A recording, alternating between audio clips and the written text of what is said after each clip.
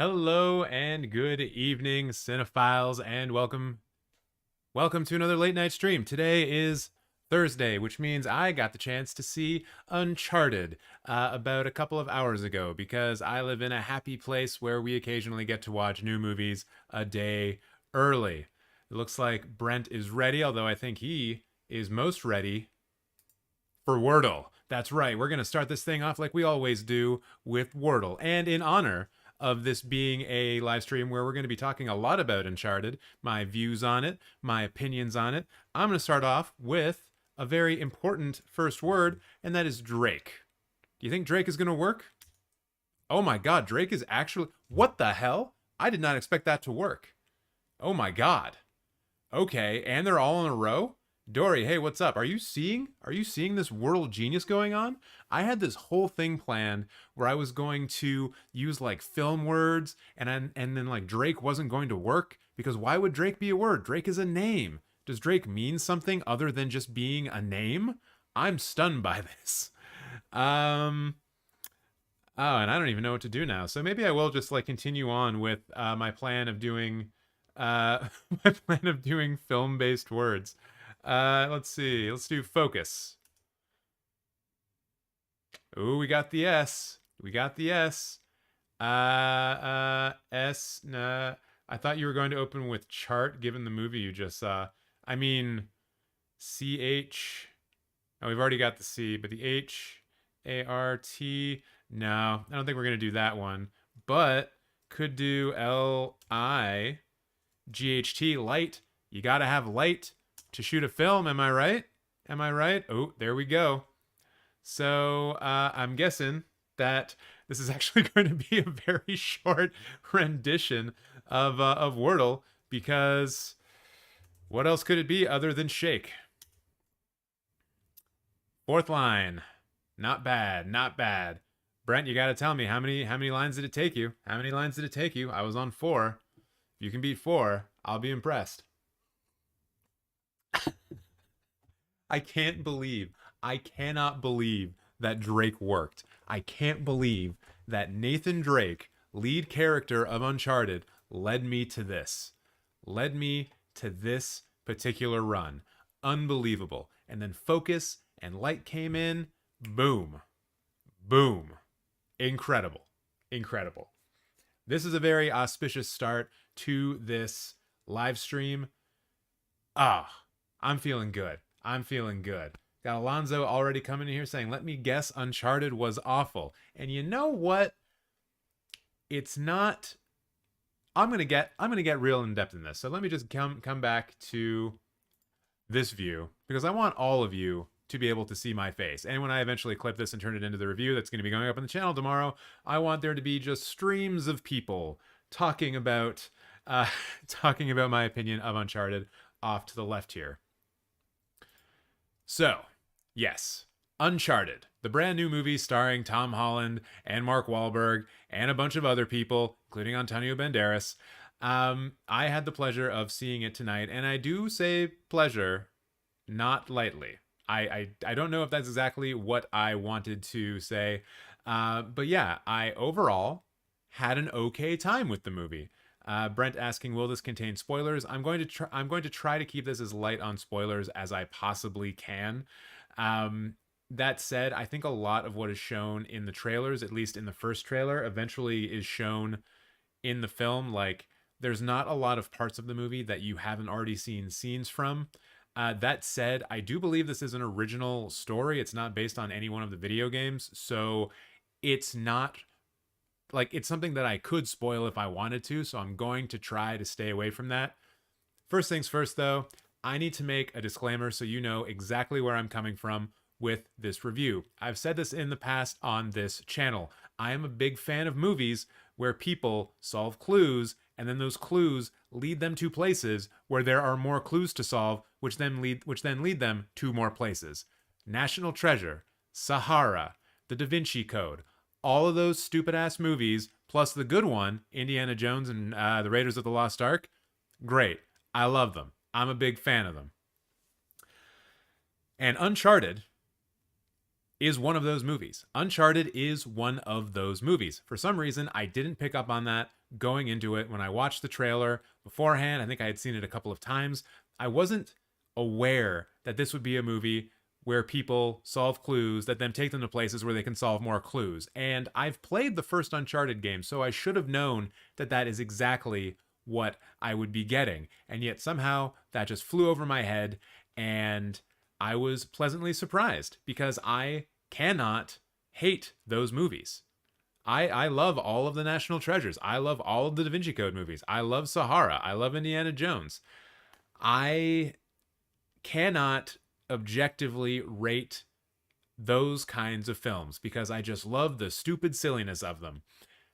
And Uncharted is one of those films. So please take whatever I say with it with a grain of salt because I'm not really capable of being like completely objective with films in this genre. So that's the disclaimer. So you must love National Treasure. Still waiting for part 3. Oh, did you not hear? They are making a National Treasure TV series starring Catherine Zeta-Jones. Catherine Zeta-Jones. So you'll have that to look forward to, maybe, I guess. But whatever, as long as we get more of it, I'm cool with it. I haven't watched any of The Lost Symbol, which is like the Da Vinci Code TV show, and I heard it only got like 1 season. So I guess it didn't go that great.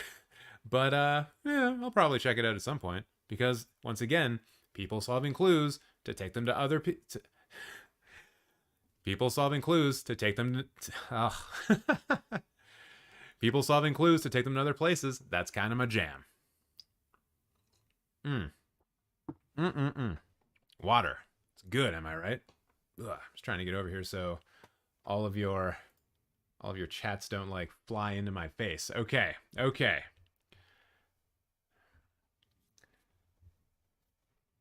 Uncharted better than Red Notice. Interesting. Because Red Notice is one of those films. Yes, I think Uncharted is better than Red Notice. I'm very confident in that. I know that when I talked about Red Notice before, I did describe it as being a part of that sort of universe of films like the Da Vinci Code and excuse me. What? Da Vinci Code and what was the other one? I love these movies. Why do I keep forgetting what they're called? Oh, geez. It's been a long day. Everybody.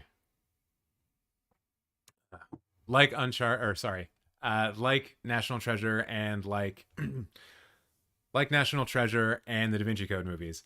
But Red Notice is always like the dumb version of that was more focused on action and set pieces and things like this. Whereas with the National Treasure and Da Vinci Code films, they're more focused on the actual solving of the puzzle, and then the action that comes out of those situations largely has to do with, you know, they're in a big tomb and the tomb's falling apart. Or if you remember in National Treasure 2, when they're on top of that like tabletop type thing and they have to balance it all out. That's an action sequence of sorts, right? But they got to think about it, and then they have to act in a very particular way in order to solve this puzzle. I would say Uncharted in that way kind of sits in between the Da Vinci Codes and the National Treasures and Red Notice, because of course Uncharted, being a big Hollywood blockbuster these days, must have a lot of action sequences in it. It's also based off of a video game that is well known for its action set pieces. So yeah, it has a lot of big, goofy action sequences with like guns and stuff. Not a lot of explosions in this movie, now that I think about it. In fact, I don't even think there are explosions in Uncharted. Interesting. Maybe there's one, and I'm just forgetting it. They light some vodka on fire at one point. Spoiler for vodka people. Have you seen Dora the Explorer? It's very similar to National Treasure. I have not. Don't worry, I gave National Treasure an ironic 10 out of 10. Yo, National Treasure, Book of Secrets, National Treasure 2, dope movie. Dope-ass film. Better than the first one. Same with Demons and Angels. Actually, good movie. National Treasure without Nick Cage, reason number... big number to hate Disney even more. No doubt. Although, I don't know. Maybe Catherine Zeta-Jones can do something with it. Or maybe they're doing... No, they're not doing Da Vinci Code with her. No, it's definitely National Treasure. In any case. So, moving on with Uncharted. I guess the next thing to do with Uncharted would be to talk kind of broadly about the plot and how it functions.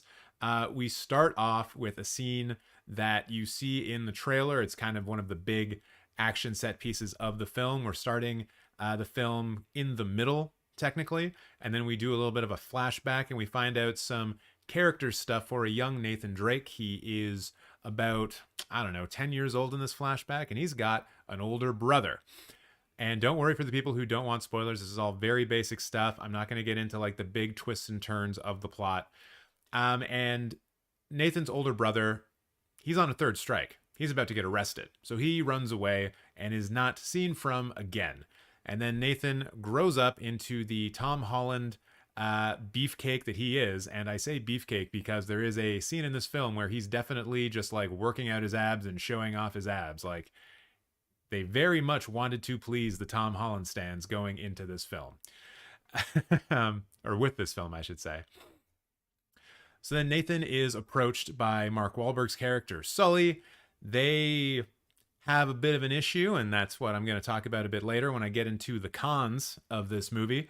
But they're able to reconcile and eventually go off on an adventure trying to get Magellan's gold. That gold has been lost for about 500 years, and they've got a key that can get them close to that goal. But you know what they need? A second key, naturally. And that's where Antonio Banderas comes in. His family is very much into finding treasure, hoarding wealth, being powerful. And Antonio Banderas thinks that if he can get Magellan's gold, he can be even more powerful. I believe he even thinks of it as a type of birthright. So that is how they eventually end up colliding into each other. Antonio Banderas, Tom Holland, and Mark Wahlberg just hanging out at an auction house, basically. And then from there, we sort of move off into the broader direction of the, or I guess the more narrow direction of the plot, which is to find Magellan's gold. And we do get the introduction of a couple of other, I would say, secondary characters, one being Chloe and the other being, I forget her name. They say it a few times because you really need to like be able to tell the two of them apart, Chloe and the other one. Chloe is the one that you have probably seen the most in the trailers, if you've seen the trailers. Yes. Braddock. That's who we're talking about here. So yeah, the secondary characters of Chloe and Braddock are introduced. Someone is outside my apartment right now squealing. It's probably a baby. And those are essentially our 5 main characters for the duration of this film. You've got Nathan Drake, played by Tom Holland. You've got Sully, played by Mark Wahlberg. You've got Santiago Mancato, played by Antonio Banderas. Chloe Fraser, played by Sophie Ali. And Braddock, played by Tati Gabrielle. And then we get into, I would say, the spoilers territory of the plot. So I'm not going to delve too much into it. Everything I just gave you was pretty much the setup of the film. But in short, they try to find Magellan's gold. And were they successful? I don't know. I guess you're just going to have to go watch the movie to find out. But that's sort of the main narrative thrust of the film. And those are the main players in the film. So from a story standpoint, aside from Magellan's Gold, you have these 5 characters all sort of intertwined, interweaved in different ways. And a lot of the thrust of the film comes from their interconnected relationships. And it all basically comes down to trust. That is a major theme of the film. Who can you trust? How far can you trust them? Are they the type of person who's going to betray you for a bag of gold?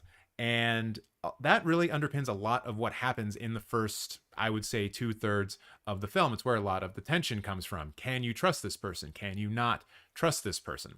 And if you can get behind the different personalities at play and how they work with each other, then the will they or won't they betray each other vibe of it works for the most part.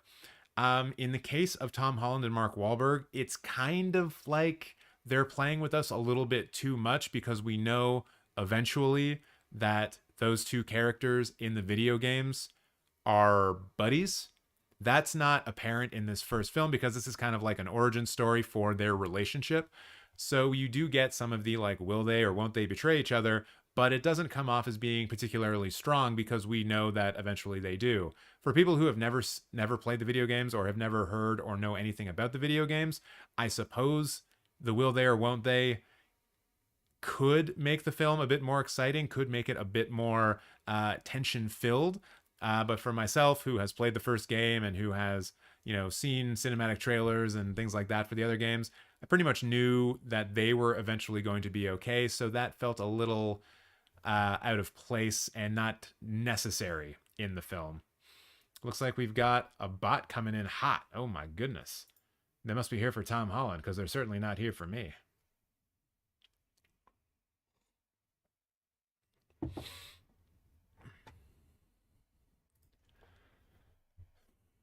Continuing on with some of the positives of the film. Okay, I just want to make sure this bot is actually done. Hello, little bot. Hello. Go away now. Um, Continuing on with some of the positives that I will give this film, there did seem to be some moments where the writing came off as a little bit clever and in a very subtle kind of way, which is something that you don't necessarily expect from a Hollywood blockbuster, right? You expect them to be very overt, very self-explanatory. There's not going to be a lot of like nuance to them, but there were a couple of things, and I can't unfortunately get into it too much because it does get into spoiler territory, but I can say, since I've already told you that this is all about Magellan's Gold, that there is something about Magellan's Gold that has to do with who actually traversed the world. Magellan is the explorer who famously, or perhaps not famously, depending on how much history you know, is one of the first, if not the first person to circumvent the entire globe, travel across the entire world by ship. And as the legend goes, at least according to the film, he had a bunch of gold with him. And something else that the film does illuminate is that it's not really Magellan's gold. It's just the gold that Magellan found, but he died soon after finding that gold, and it's actually the crew of the ship that circumnavigated the entire world without Magellan. It's just that Magellan gets all the credit because he was the person in charge up until the point when he died. And that particular narrative is actually mirrored by a couple of different characters in the film, and it kind of foreshadows something that happens later in the film. And so without going into spoilers, I will say I appreciated that little bit of foreshadowing and that they attempted to mirror those two stories and give the audience a little bit of a wink and a nudge before something happened, so that a kind of betrayal that happens in the film, and I won't say who. Remember, I'm saying there's 5 people in this film, and their intertwined relationships have a lot to do with the tension in this film. Someone is betrayed. I mean, there's lots of betrayals in the movie. It's basically a betrayal movie. But one of them is kind of telegraphed to us because of the Magellan information that we're given about that voyage. And I thought, all right, that's a bit better than I would expect out of a Hollywood film in terms of writing and attention to detail. So props to them. And I did want to mention it because I was a tiny bit impressed by that. Good for you, writers of Uncharted. I will say your names right now, out loud. Who wrote you? Story by, no, who did the screenplay? Ralph Lee Judkins, Art Markham, and Matt Holloway. Good on you, whoever decided to do that. Good work.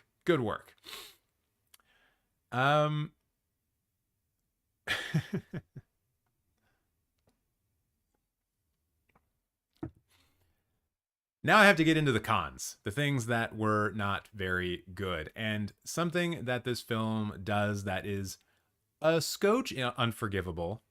Excuse me. Wait, can you review Jeepers Creepers 4 when it comes out? Sure. Yeah, all right. When does it come out? I will get back to this thing. I wanted to retake that anyways, because I am turning this into a YouTube video later. So if you see me restart, that's the why.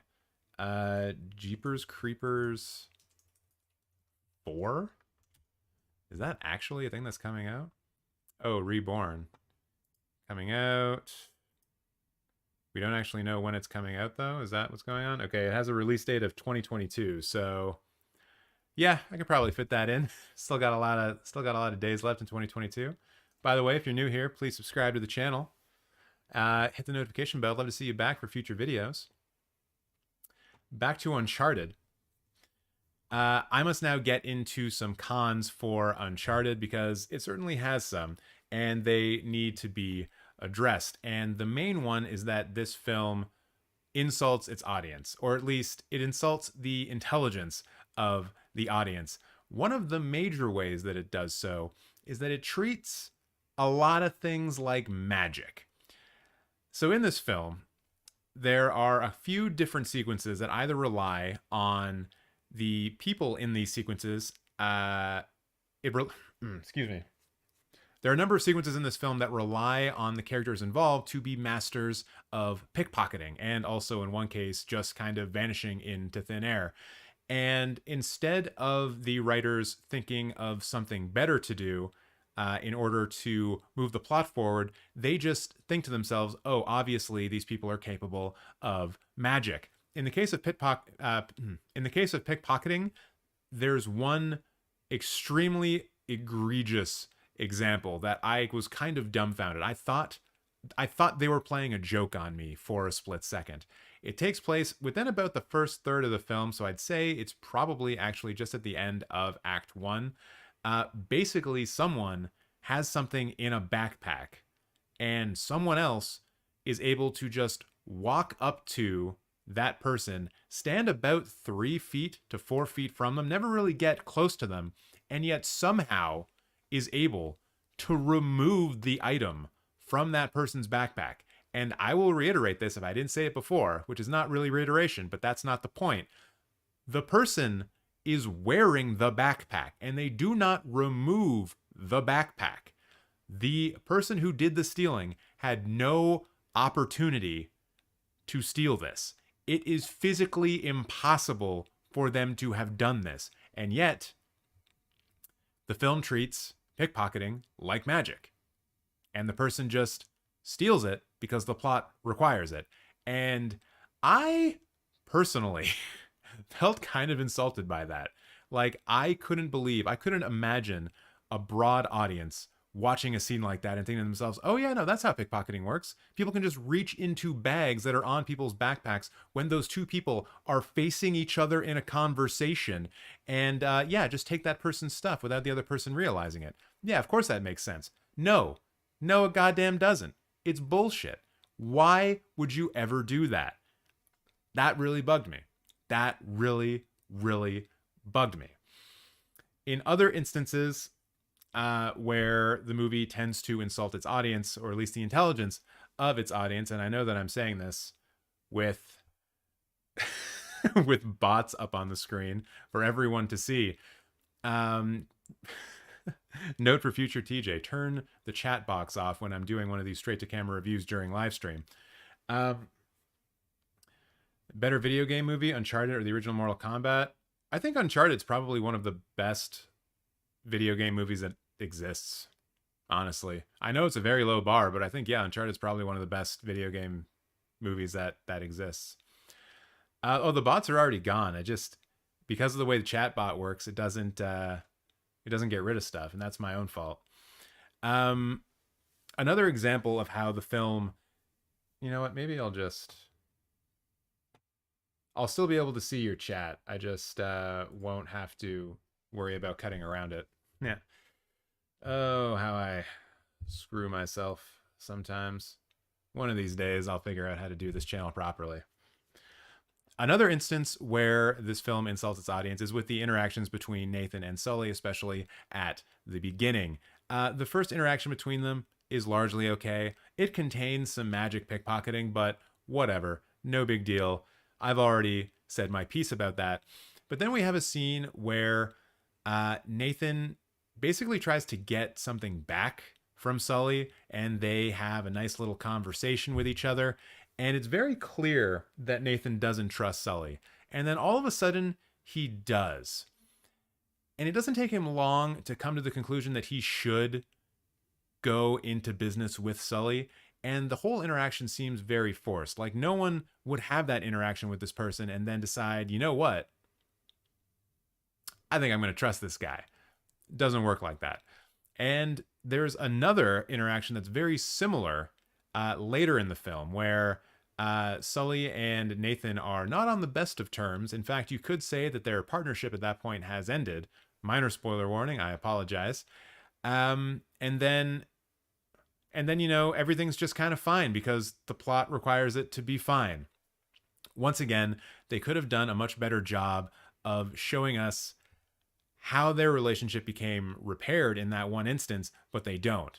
It's just a very quick one and done, and everything's fine again. It's almost like how at the end of a Simpsons episode, everything that's happened in the Simpsons episode is just forgotten about. It's like how Bart has graduated from like grade 2 or grade 3 or grade 4, one of the grades, multiple times.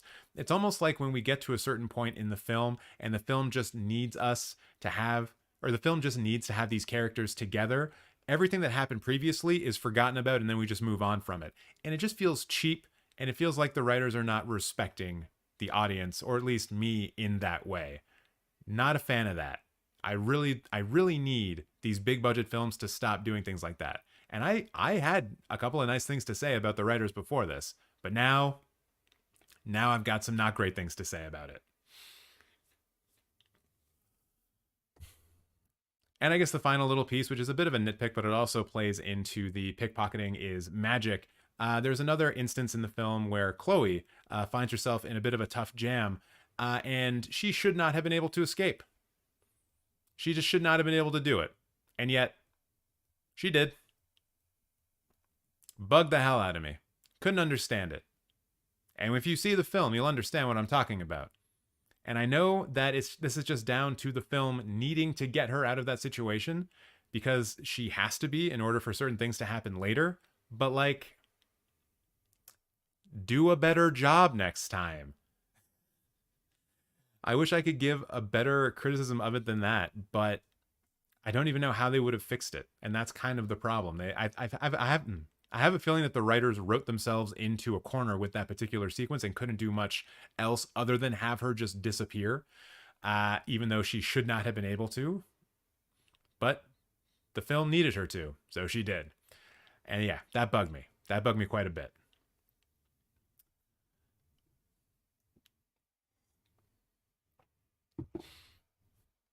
The final sort of the the next and sort of final con I'll talk about in terms of the film is the ending sequence. And the ending sequence is kind of broken up into two parts. There's a fist fight section, and then there's a big spectacle kind of section. And I will give credit where credit is due. The spectacle part of this section showed me something that I have never seen before, and for that, I am grateful to this film. I'm not going to tell you what it is. If it's in the trailers, I have no idea. But I think everyone should experience what happens in this sequence for themselves. It looks pretty cool. The issue, though, is that the filmmakers, the editors, the writers were not able to build properly to the big final climax of the film. And this largely has to do with that final ending sequence being broken up into a fight section and the spectacle section. The fight section, unfortunately, has a bunch of stuff going on where you can't really follow the action all that well. It's typical Hollywood, fast-cutting, shaky cam type stuff. And you understand what fight is happening, who's fighting in what sections, but I also got the feeling that there were definite parts of the film that were being left out. Not parts of the film, but like sections of the fight were being left out in order to make it a bit tighter and a bit more economical. But at the same time, I was also just like, oh, that's kind of a weird place for them to suddenly be. It happened once or twice during the fight sequence. But because it is that type of fight sequence, it's very quick in the editing. It's very much like bang, bang, bang, bang, bang. And when you get to the larger spectacle aspect of the finale, everything kind of like slows down, but it's not able to regain its momentum to lead towards that big final climax. So after the fist fight section, I kind of felt a little, not out of breath, but I felt like the film had kind of shot its load, for lack of a better term. It's a terrible term. I don't know why I used it, but I'm going to. I was saying climax, so of course it makes a lot of sense. Everything is about sex. Everything.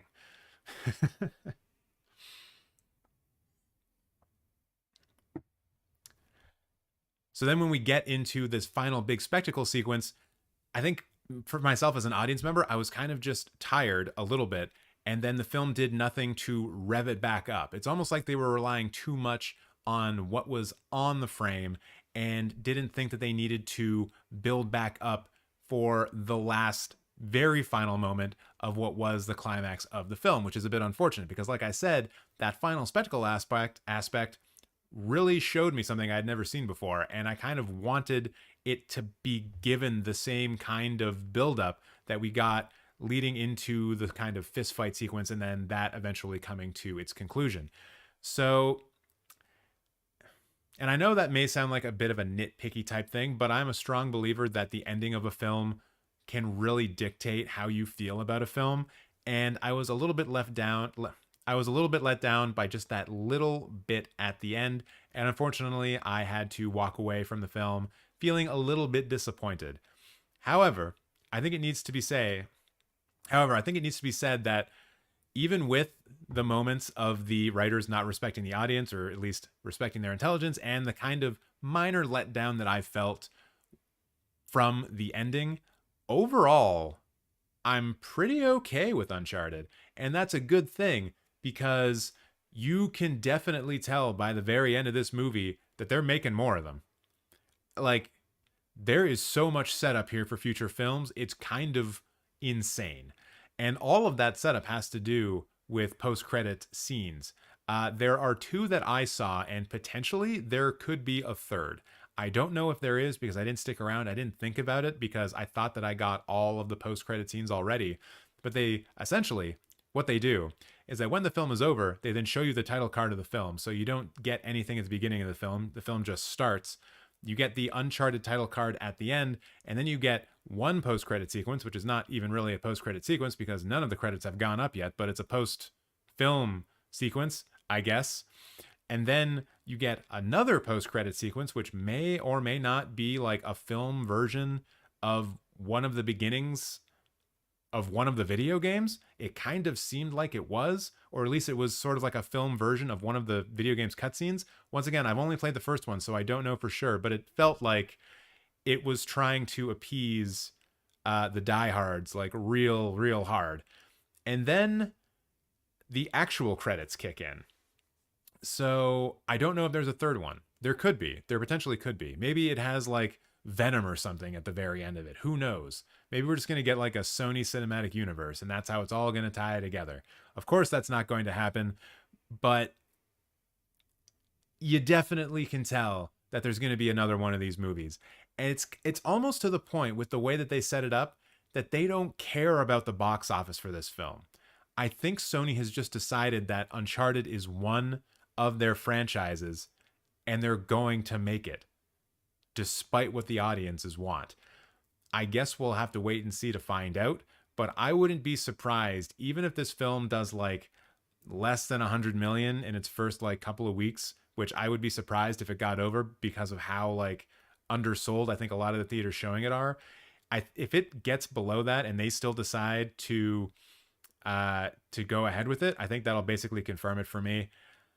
Yeah, we're definitely getting more. And honestly, I'm okay with that because I love these types of movies, specifically the Da Vinci Codes, the National Treasures. I love those types of movies, and this is one of those types of movies.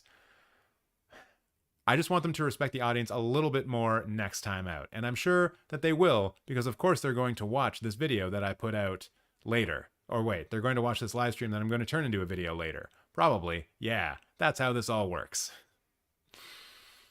All right, so now that I've basically come to the end there, do you think I should do like that part where I look into the camera and tell people to subscribe to the channel? I see you in here, new people who are maybe haven't liked the video yet. You should, though. You should, and you should definitely get in the chat. Look, I'll even bring back the chat box. I mean, it's back. You can't see it because it resets, but the chat box is back. That's basically my overall review of the film. It's good. It's good-ish, I guess. It could have done a couple of things a little bit differently, and it probably would have really impressed me, but I was pretty surprised with how much I actually did enjoy it. Uncharted looked too derivative for me. I'd rather watch indie. I think that's fair, honestly. But at the same time, this is not a super strong weekend for new films coming out, which we're going to be talking about in a minute. I've got a whole bunch of trailers lined up for us to watch so we can see what's coming out to theaters. But yeah, overall, I wasn't mad at it. And like I said, I very much love these types of movies. Also looks like I can't like I love just calling people by names in these chats when I can, and the fact that I've got someone here now that I must refer to as is just gonna make me laugh at some point. So I apologize for that. But thank you very much for liking and subscribing. I appreciate that. Um, uh, you've you've got dog FOMO, Dory. Oh no. Oh no. Oh look, there's another chat bot. Hello, Kyle. Welcome. I'm not gonna get rid of you because you look like a real person, but it's the love face ones, you know? They just make everything look bad with all of their goddamn emojis. But this Kyle bot, he's fine. He seems like an alright kind of guy. Maybe he's trying to flirt with me. It's hard to tell. It's hard to tell. Alright, alright, alright. So before I get into talking about what is going to be coming to theaters this week, I am just going to do a quick check of the film news. See if there was anything juicy that happened today while I was out and about. Oh, this is some ridiculous bullshit. Let me just get back into internet view. Excuse me while I put on my, hey, maybe we should still be treating COVID seriously hat. Oscars to require COVID-19 vaccinations for nominees and guests, but not performers and presenters. What kind of nonsense is this? Are you telling me that the people who are on stage, like belting out stuff to people who are within a few feet of them in the front row, do not need to be vaccinated for COVID? And what, you're just going to have a whole crew of interns following them around, wiping down all the shit that they touch while they're talking? Come on. This is stupid. If you're gonna require vaccinations for nominees and guests, then how can you say no for performers and presenters? What about the people who have to look after them? Like, are these not performers and presenters going to be required to mask up? Maybe we should read this article and find out. This year's Academy Awards will require proof of vaccination for most, but not all, inside the Dolby Theater. Stupid. As the New York Times first reported, the Academy of Motion Pictures Arts and Sciences determined on Thursday that all nominees and invited guests must show proof of vaccine and test negative at least twice via PCR testing. Those performing and presenting at the awards ceremony, on the other hand, will not need to show proof of vaccination, but will be tested rigorously. The fact that they just say tested rigorously instead of actually saying blatantly twice via PCR makes me wonder. This marks a clarification of the Academy's COVID-19 policy, as it was reported on February 9th that the Oscars would not require attendees to provide proof of vaccination. According to a source close to the situation, the decision to require proof of vaccination for presenters and performers falls under the COVID-19 return to work agreement between the AMPT and the Oh, now you go online. I was waiting at 8:30. I'm sorry, Don. I went online at 9 because I checked the time of when I watched Uncharted. I did put up like a community post, and I did put out a tweet, and I did go to the Discord and put that information in the Discord. So I tried to let everyone know that I was going to be going live at 9 o'clock. I'm sorry that it missed you, but you can sub to me at one of those places, and that way this will never happen again. But even though I'm kind of done with the Uncharted review, I will be clipping that and putting that out as a video tomorrow, so you'll be able to see it then. Broadly, though, I have mostly okay things to say about Uncharted. Yeah, I'm not gonna get further into this article. It's just annoying to me, like these kinds of half measures and whatever. And it makes me wonder, like, okay, there was pushback probably, and they felt the need to update their guidelines. But which performer or which presenter do they desperately want to have on the show that they're making this concession for? Because to me, that's the only reason why they would do this. There's no other reason to have rules for nominees and guests, but not for performers and presenters. It makes no sense otherwise. Probably one of the presenters or one of the performers that they desperately want to get is not vaccinated, and they're making this concession just for them. It's silly. It's dumb. Hopefully, no one gets hurt because of it. Let's see. What else was big? What else was big? It's not film news, but John Williams returns to Star Wars with Obi-Wan Kenobi theme. That's fun. Prime Video lands the streaming rights to John Wick 4, Moonfall, and more. Hooray! Maybe that's when Canadians will finally get to see Moonfall. I hate how I really want to see Moonfall, even though I know it's a bad movie. I hate how that happened. Looks like the reviews for Channing Tatum's Dog are out. That was not one I was able to see today because it did not get any preview screenings in Toronto. They were all reserved for Uncharted. How about that? Francis Ford Coppola says studio films like Dune and No Time to Die feel interchangeable. This is a take from Mr. Francis Ford Coppola that I heard earlier today, and I was not especially pleased with it. And we can get into the whys a little bit here. And there was also like a funny retort to this that I also saw on Twitter that I'll bring up. Francis Ford Coppola says studio films like Dune and No Time to Die feel interchangeable. The Apocalypse Now director lamented that even talented directors like Cary Fukunaga and Denis Villeneuve have their talents stifled by studios. When it comes to the state of the modern film industry, Francis Ford Coppola is never at a loss for words. After previously calling Marvel films despicable, I missed that one, the legendary director has some choice words for Dune and No Time to Die. Speaking to GQ about the 50th anniversary of The Godfather, Coppola lamented the repetitive nature of today's studio blockbusters and worried that great filmmakers are wasting their talents on them. And what I don't understand about this take is how he's specifically targeting No Time to Die and Dune, films that I would say have bucked the Marvel trend and are making big blockbusters in the not Marvel way. Like, I would say, Mr. Coppola, that No Time to Die and Dune have a lot more in common with Apocalypse Now in terms of how they were produced than the Marvel films. And to me, those are the two films that I would point to out of the big blockbusters that came out this year as an indication that there is still a willingness among studios to make things not in the Marvel mold. I would, of course, look at a franchise like Fast and the Furious and say, yeah, that's kind of more close to the Marvel mold of films. But Dune and No Time to Die, no. No, definitely not. Which is why I take issue with this. Francis Ford Coppola forked over $100 million to make his next movie. Wow. Wait, he actually paid that much of his own money to make his next movie? That's wild. Yeah, and also, Don, you're right. Quiet Place was a thing. Not really a Marvel film in that way. So he continues, there used to be studio films, Coppola said. Now there are Marvel pictures. And what is a Marvel picture? A Marvel picture is one prototype movie that is made over and over and over and over and over again to look different.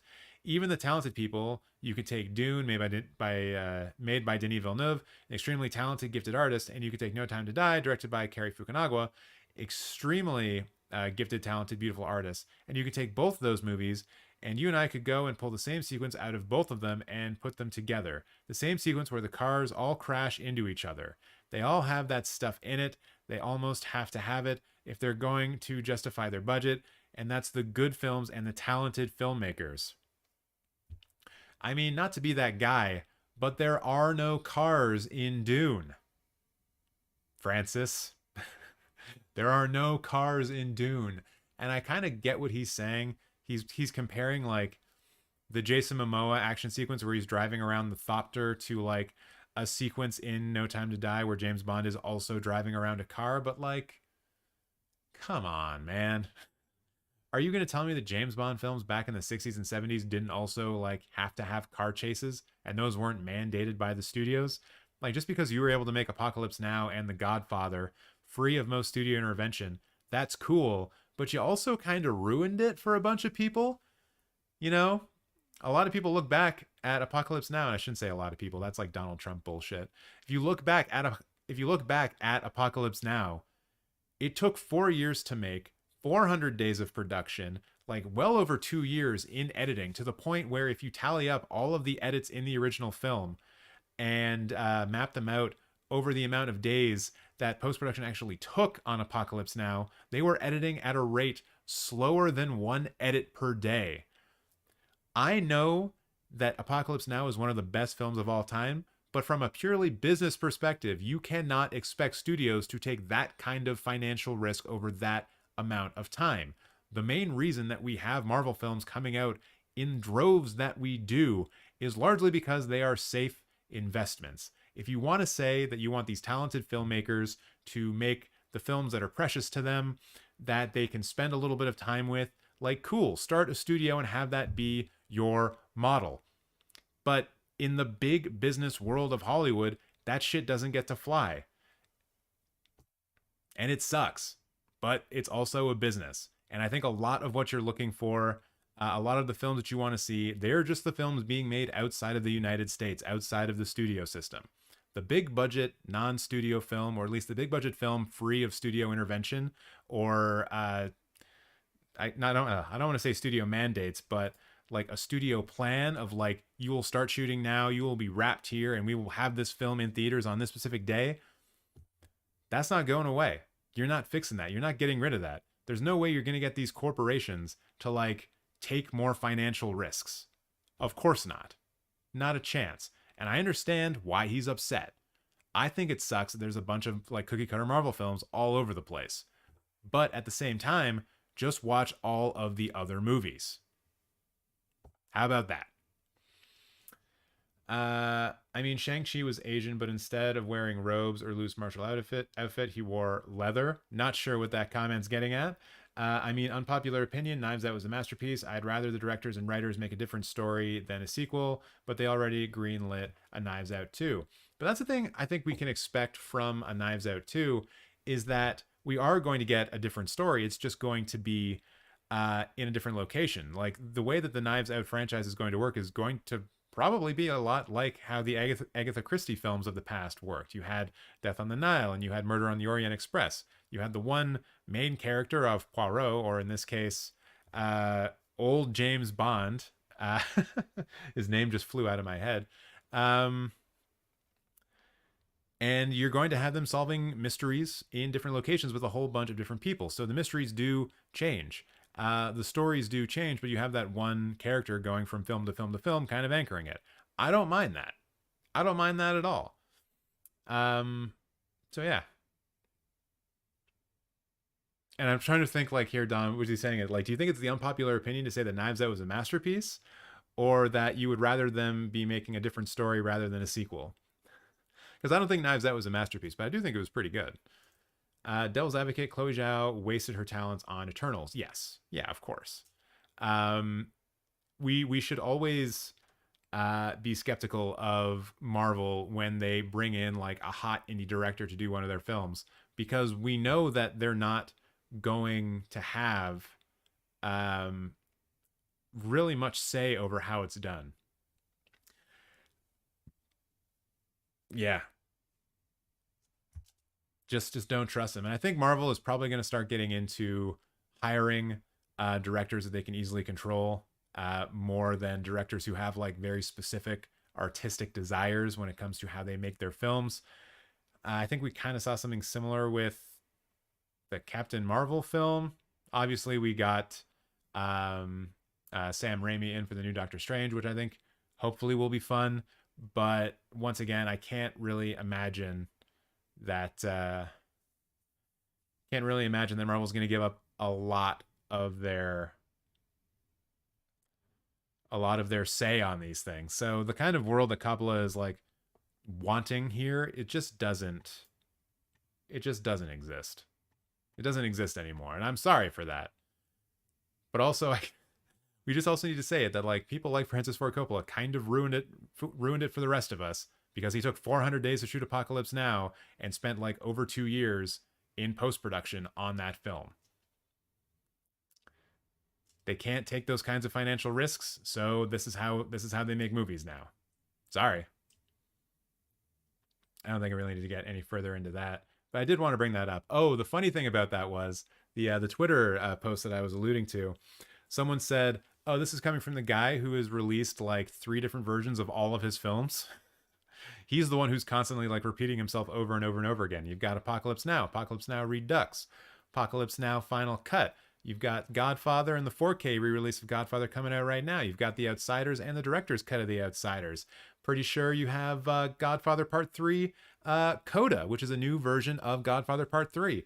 I don't think he's touched Godfather Part 2, but maybe that's coming at some point. Like, the man has made a career out of re-releasing his old films with different cuts and new shiny restorations. But, don't talk about that when he's complaining about how everyone's making the same movie over and over and over again. Uh, Going back to Knives Out, Chris Evans wore a fluffy sweater and acted like he hated dogs. 10 out of 10. It's a pretty good review for Knives Out. Not gonna lie. I'll quickly scroll through here, see if there's any more film news, just more Francis Ford Coppola stuff. If there's any film news that you want me to discuss that I'm kind of skipping by because it didn't have a lot of upvotes or engagement, that's kind of what I'm going for. This one's kind of funny. Robert Pattinson, Batman, initially spoke in a bat whisper until people asked him to stop. Oh, hilarious. Hilarious. I'm Batman. I'm definitely the Batman. Are you scared? Because I'm talking like the Batman like this. Welcome to my Batman ASMR channel. This is the sound of a thug's bone breaking. I guess maybe that's not how it would have gone. SAG predictions. We've still got a little ways to go until the SAGs happen, don't we? Let me check my calendar.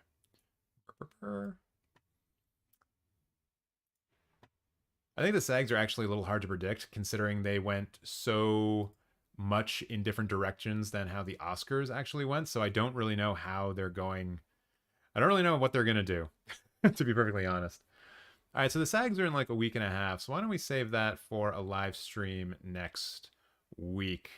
I think next week I'm actually going to try to live stream 5 days in a row, Sunday to Thursday, see what happens. Try to keep things in the evening, maybe around 6 p.m. or so. Go see if we can catch people before they're fast asleep.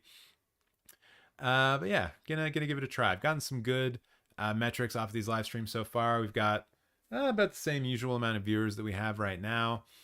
But honestly, the watch time on them is pretty great. So that's what the channel really needs. And we already picked up a sub because was here. I don't know if they still are, but thanks to you for joining the Cinemateq community. Godfather chronological order 9-hour cut. That would be a trip. Also, like, don't do that. Maybe I will do that as a personal project, and I'll just put that out in the Discord one day as like a Discord perk or something like that. But no one wants that. No one wants that. Let's see. Stranger Things has nothing to do with television. I don't know what that means. The John Wayne classic that inspired Martin Scorsese. What? Martin Scorsese revealed his passion for The Searchers early in his career. In his first feature film, 1969's Who's That Knocking at My Door, the main character J.R., Harvey Keitel, played by Harvey Keitel, spots a pretty girl reading a French magazine and uses that to make small talk. After all, he recognizes the man on the cover, John Wayne. He gets especially excited talking about one John Wayne movie, The Searchers, a western that he talks about at length. When the punk gangsters of 1973's Mean Streets con some kids out of $20, they drive out to go see The Searchers. Even Taxi Driver heavily draws from it. Cool. I don't know why this article exists. It looks like it's just talking about John Wayne's career, but using it as a way of also talking about Martin Scorsese's career, I guess. Fun stuff. Oh, good. Hillary Clinton is getting her novel adapted into a film. I have seen this novel in my local bookstore, and I have often been curious because I believe Louise Penny is supposed to be a fairly okay mystery thriller writer. And when I saw this, I was like, okay, so probably Louise Penny did like the most of the writing here. I don't know what Hillary Clinton would have been adding to it. But I guess she has written her own like books before. They just haven't been fictional. Anyways, let's read a bit about this because I wonder if they have like any actors attached to it yet.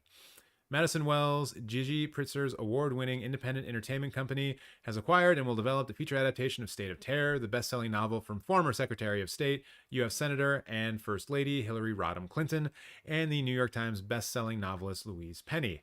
This high-stakes thriller of international intrigue follows novice Secretary of State Ellen Adams. Oh my god. It's adapted from like her first 2 years in office or something. Whew. Who was unexpectedly brought into the administration by a newly elected president, her political and personal adversary. You've got to be kidding me. That's basically her and Obama. Events soon erupt that sweep her into a world of global intrigue and diplomacy, where the stakes could not be higher and the potential consequences, both personal and global, could not be greater. That just means that, like, the partner of the person also happens to be, like, attached to a bomb or something like that.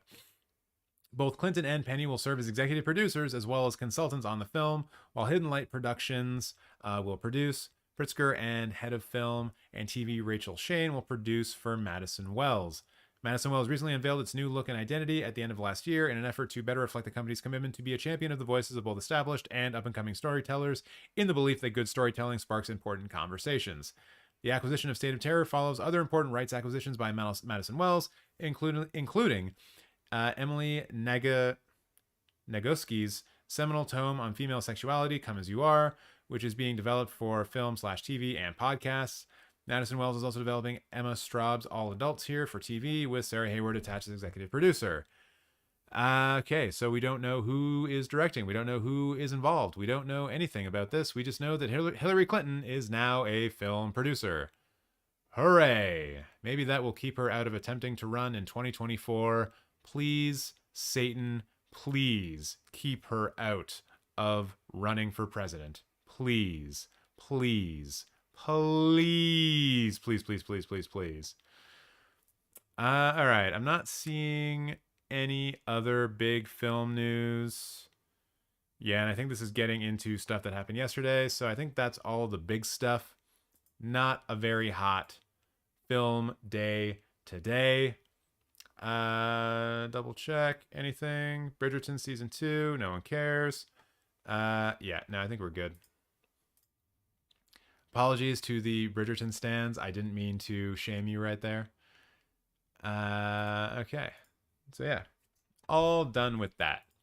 So that said, Jeepers Creepers Reborn. Just kidding. We're not going to be talking about that. Or Uncharted. Or the fact that I totally got Wordle in four things. And it started off talking about goddamn Nathan Drake from Uncharted. Absolutely ridiculous. But when I do live stream, I'm going to start off by doing Wordle, and I'm going to try to solve it by only using film terms from now on, just to keep it in, you know, the what do you want to call it? Keep it consistent. Keep the theme consistent. So now, I'm going to move on to what we can expect to see in theaters this coming weekend. We have 3 films opening wide. We're going to be watching those at the end. We also have a couple of films coming to Netflix, one of which came out today. And we're going to be talking a little bit about that later in the show. Check out Long Shot with Charlize Theron and Seth Rogen. Mad, funny political movie. I think I've heard of it. But yeah, I'll throw it on the old watch list. I wonder if it's available anywhere that I could watch it, because I do like political films. JustWatch.com, baby. Let's see where we're at. Long Shot. Don't know if I have this set up for Canada, but we shall see. Oh yeah, I'm not signed in. Well, apparently it's on Netflix, probably in America, so that means it's probably on Netflix in Canada, right? Right? Yeah, probably. Oh, streaming in Canada. Yeah, it's on Netflix. All right, cool. Got a 75 on here, 6.8 on IMDb. Not bad. Directed by Jonathan Levine, who also did 50/50, Warm Bodies, The Night Before. Okay. Feeling pretty good about that. Ooh, we got Kim coming in here saying, Vum Ong. I know exactly what you mean. Fistful of Vengeance on Netflix was terrible. Well, Dory, that's going to be one of the trailers we're checking out, because that is the Netflix film that came out today. I didn't realize that it was a movie, like, conclusion for a television series that they've had on Netflix. But it is, and that surprised me. It also made me think that maybe it wouldn't be that good because the show that it's based off is called Woo Assassins. And I think I saw the first episode of that series and I wasn't that into it. Oh, Don, you're back. Cool. What do you want us to wait for? I just went through some film news. There wasn't much, but now we're going to look at all the films hitting theaters this week. There is one that I couldn't actually find a trailer for called like Finding Carlos, I think. I could not confirm that any of the trailers I found were actually the real trailer. So we're not going to be talking about that one. You got Ache First Try. Oh, yeah. Oh, yeah. I'm also going to be putting this out as a YouTube short tomorrow, like how this all went. But yeah, in honor of watching Uncharted, I picked Drake, Nathan Drake, and got that on the first go. And then I did 2 film terms, Focus and Light, and got the S and the H. So I got Shake. Bada boom. Bada boom. But if you want to see how we did this and the fun that we had, you can just check out the YouTube short that comes out tomorrow. I also want to say, like, with those YouTube shorts for the Wordle, it's pretty hilarious because I did the first one. It didn't do very well. And I was like, well, okay, I guess I don't have to like make shorts for them anymore, but I can still do, but I can still like start live streams that way. Right.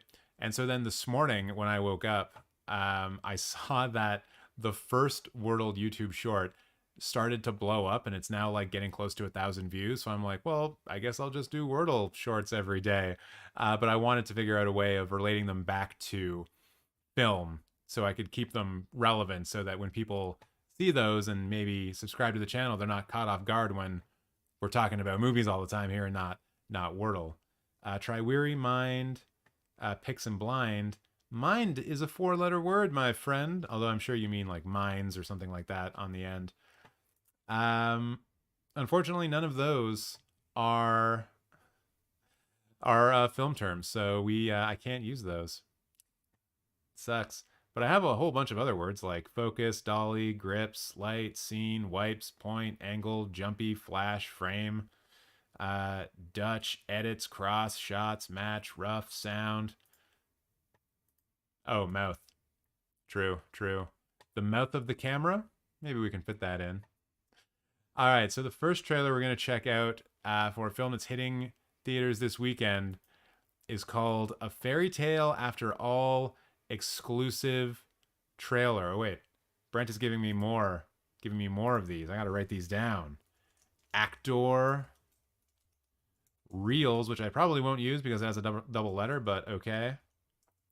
Casts films. Did I not say films? Jesus. Did I not say movie either? I should probably stop being on the internet now. Sound. I think I said sound. Yeah, I said sound. Grips. I said grips. I had grips. But films, cast, reels, and actor. That's those are ones that I should have. All right. So first trailer up. A Fairy Tale After All. Who knows? Who knows if this is going to be any good, but we're going to watch it. I probably won't pause it because I'll just be reacting to it, but I'll just talk over it. I don't expect this to be anything. Maybe I'll pause it. Who knows? It's got 3,000 views. Clearly, this is going to be a film that lights the world on fire. Let's take a look. In cinema mode. We are gonna make it work. The 3 of us. I recognize that actress. I can't do this without you, Dad. If you're always in fear, you'll never know what awaits for you in your imagination. How can I believe in fairy tales when I know fairy tales aren't real? They're definitely trying to get a specific visual look, and I don't know if they've accomplished it. But I like the fact that they're trying. You will guide the way. What the hell? Hi, Royal Highness. Who are you? The name is Thumpkin, and that's with a P, not a B. As if you needed me to tell you that. Why do you keep calling me Thy Highness? Okay. Because thou art Princess Geneva of Celestia. Princess? You gotta be kidding me. I swear that... Don't swear. No bad words. You're the king, right? I've seen better days. Me too. Something isn't right. What is it? They're cursed. I'm hungry for a royal heart. Hunt down that girl and bring her to me. My father. He's alive? We're not leaving here until we find him. This isn't your tale to rewrite. This is a family-friendly tale. Don't you two want to experience some adventure? Why do they keep This is saying a fairy family tale friendly? after I all. feel like that's going to turn into a joke at some point. What's this? This is your home. Those are your people. The wall is broken. I will either find and free my father, or I will die seeking him. You have chosen courage over fear. This is our kingdom. The Goth Queen looks cool.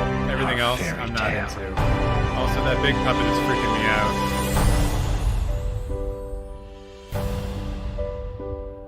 Eric Peter Carlson, eh? Who is Eric Peter Carlson, and why are they trying to sell this movie on his name? He doesn't have a wiki. Okay. What have you been up to, Mr. Carlson? What have you directed? Brooklyn Nights, Transatlantic Coffee, The Toy Soldiers. Not much. Toy Soldiers, that kind of sounds familiar, right? Right? Nope. No, it doesn't. No, it doesn't at all. Okay, I will say about this that I did kind of like some of what they were trying to do with the imagery. Like, that does kind of look cool to me, the silhouette and the red stuff. And Dory, I see you saying it looks like a net 2022. This has a far lower production budget than a net, no doubt. But I also just don't know what's going on with these goddamn puppets. There's also like things like that, or not like that, but like this shot. I'm just not a fan of how they've color corrected this, because it looks like they were trying to go for more of a glossy, less contrasty type image, and I don't know why they would do that, because it just makes it look incomplete, you know? Like I know that, like, if you watch enough Marvel movies and enough Michael Bay movies, you kind of get used to the idea of images being very punchy and very contrast heavy. But I also don't know why you would choose to do this particular shot like this. Maybe it was the cameras they were shooting, the cameras that they had access to. But this is another example where like the blacks just look like super gray and muddy and not that great. This was not shot or mastered in HDR from what I can tell. So yeah, I don't know where this would even be playing, but I did notice a funny thing when it was, when I was looking at the list, is that this film it's only 72 minutes long or something like that. So if you do end up going to see it, it's not going to waste much of your time. And I do like the look of the goth queen lady, but of course I do. Eva Green is queen, and everyone who reminds me of Eva Green is cool. Those are the rules of the world. All right, so I will be ranking these like I did that time we did this a couple of weeks ago. Okay, Strawberry Mansion. This is the next one. This was also in limited release and will be on digital platforms on the 25th, but it'll be in theaters tomorrow. It looks like, based on this first comment right here, that this person saw it at Sundance. It's not getting a wide release, though. It's getting a limited release. Let's take a gander.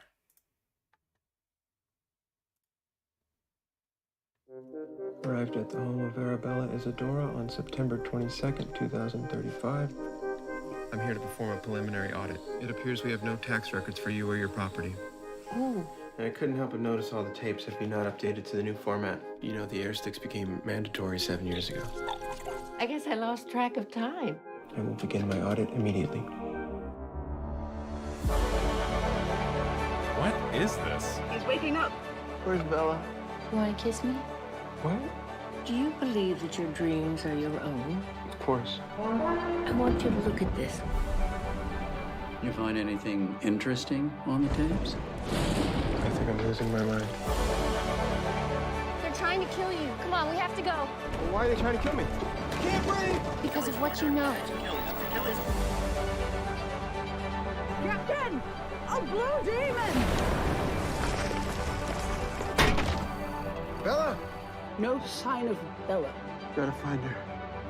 You've been a bad boy. Sorry, Mr. Wolf. I've been a bad boy.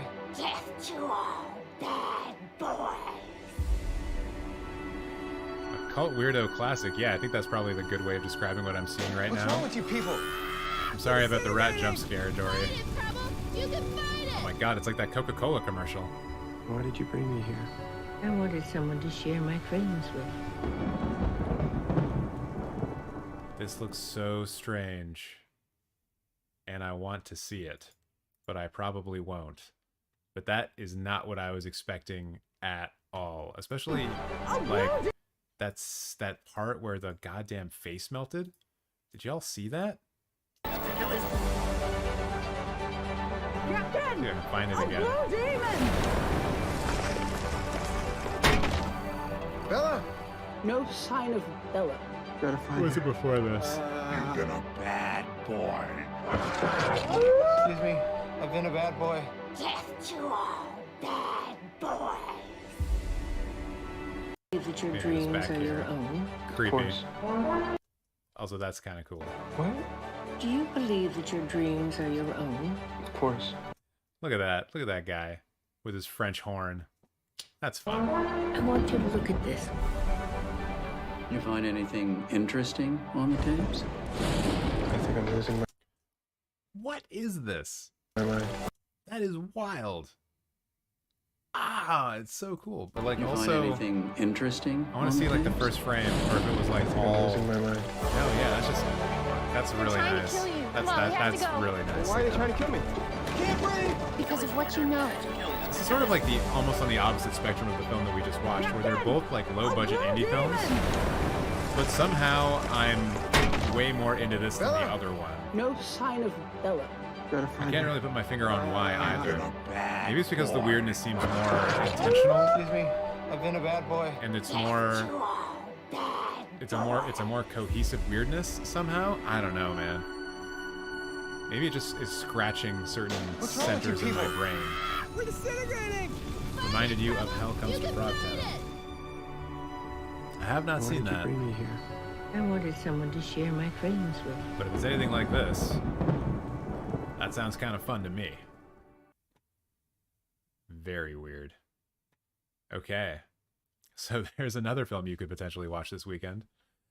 Let's see. This one is called A Banquet. I actually saw this film at TIFF or Fantasia. I can't remember which one.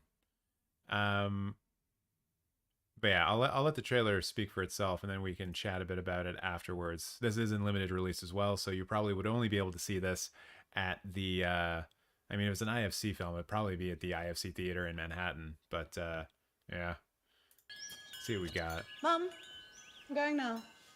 Love you. I love you back. How are things? Keeping busy. It's been a difficult year. And the pressure these girls are getting from all sides. You can be anything. You're my special girl, Bets. I guess I saw it at TIFF. Story about a beautiful young woman. She's perfect in every way, except for one thing.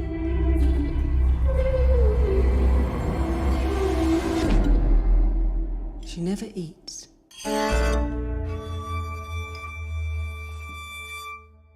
This begins to gnaw at the mother. My body sometimes just shuts off. I get nauseous around foods.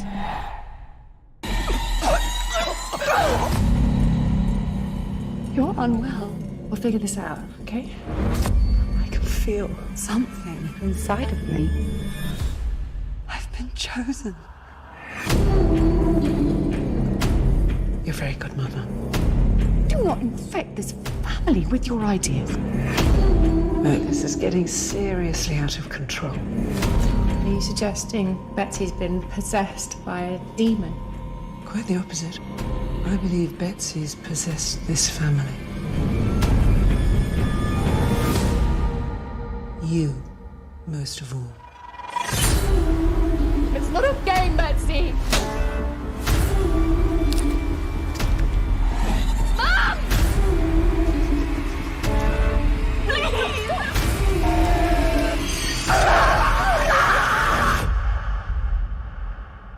I just want it all to be over.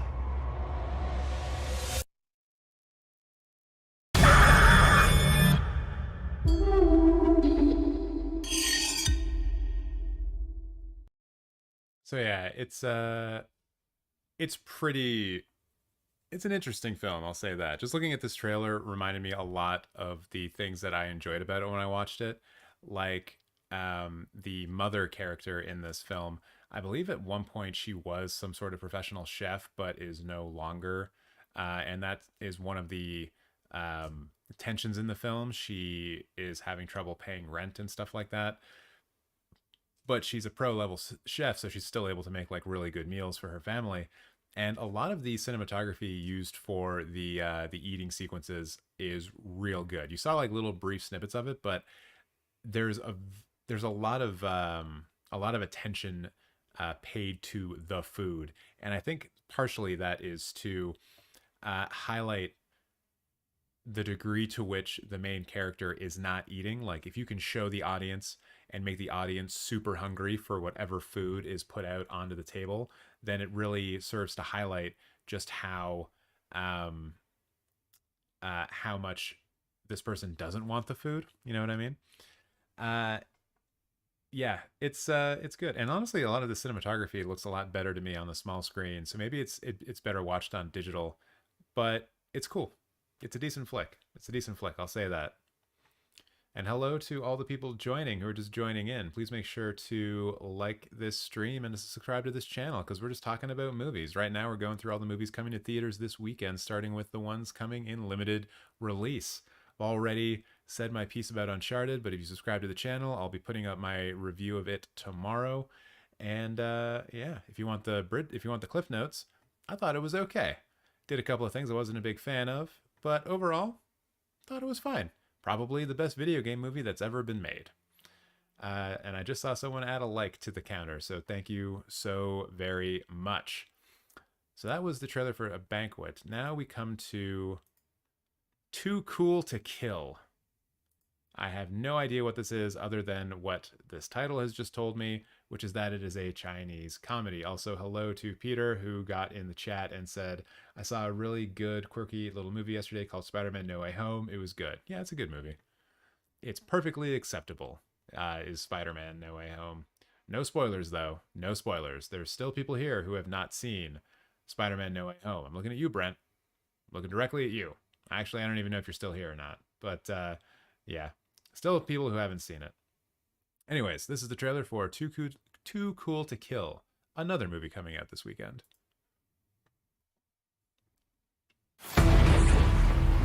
Car. 是谁呢? All right, I'm going to stop this because I need to point out something that infuriates me about films. And it just kind of speaks to poor planning. Car. It's this shot in particular. This is clearly a shot that was done at 24 frames a second that they slowed down and tried to make it look like it's in slow motion. Just like watch it as it's happening. Car. Look at that. 是谁? If you're gonna do a slow motion shot, film at a high frame rate and make your slow motion look good. Stop doing this. Everyone can tell that you're just trying to hide for a poor decision in post. And it's infuriating. Like, this should be filmmaking 101.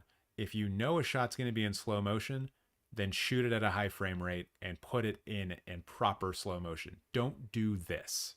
This is annoying.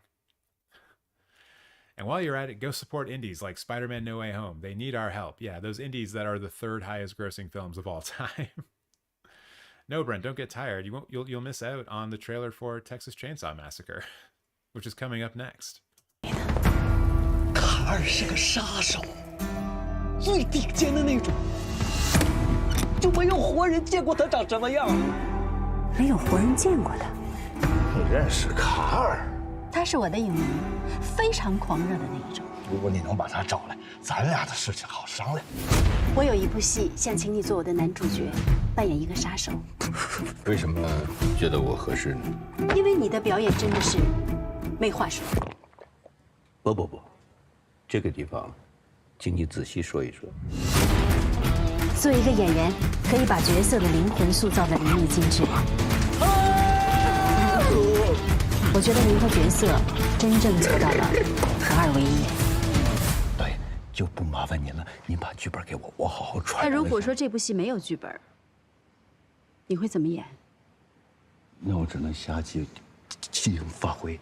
我看中的就是你这个能力。一会儿你的表演尽管投入，只要我不喊卡，千万不能停。老大，卡尔太危险了，必须马上除掉他。我现在这里。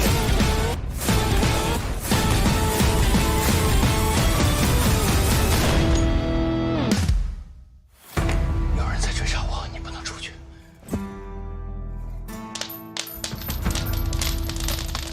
妈呀，这是中了多少枪啊！草船借箭呐！ All right, I do kind of like that premise. I will say that I like that premise. A guy is brought in to play the role of a killer, and he doesn't know that everyone around him is not actually in a movie, and he just pretends to be a killer the whole time, and he's kind of just like accidentally good at it. I think that's probably going to be kind of fun to watch. That one might actually end up playing in Toronto, because we do get a lot of Chinese and Indian films shown at Yonge and Dundas Square downtown. So maybe if that ends up playing here this weekend, I'll go check that out. We shall see. I think I'm getting drinks with a friend Saturday afternoon. So maybe if the timing works out, I'll drunkenly walk in to the movie theater and be like, "Hey, you playing the movie about the guy who's the killer but who's not actually a killer, but people are trying to kill him?" And they'll be like, "Sir, this is a Denny's." Next one up. This film is available tomorrow on Netflix. It is Texas Chainsaw Massacre.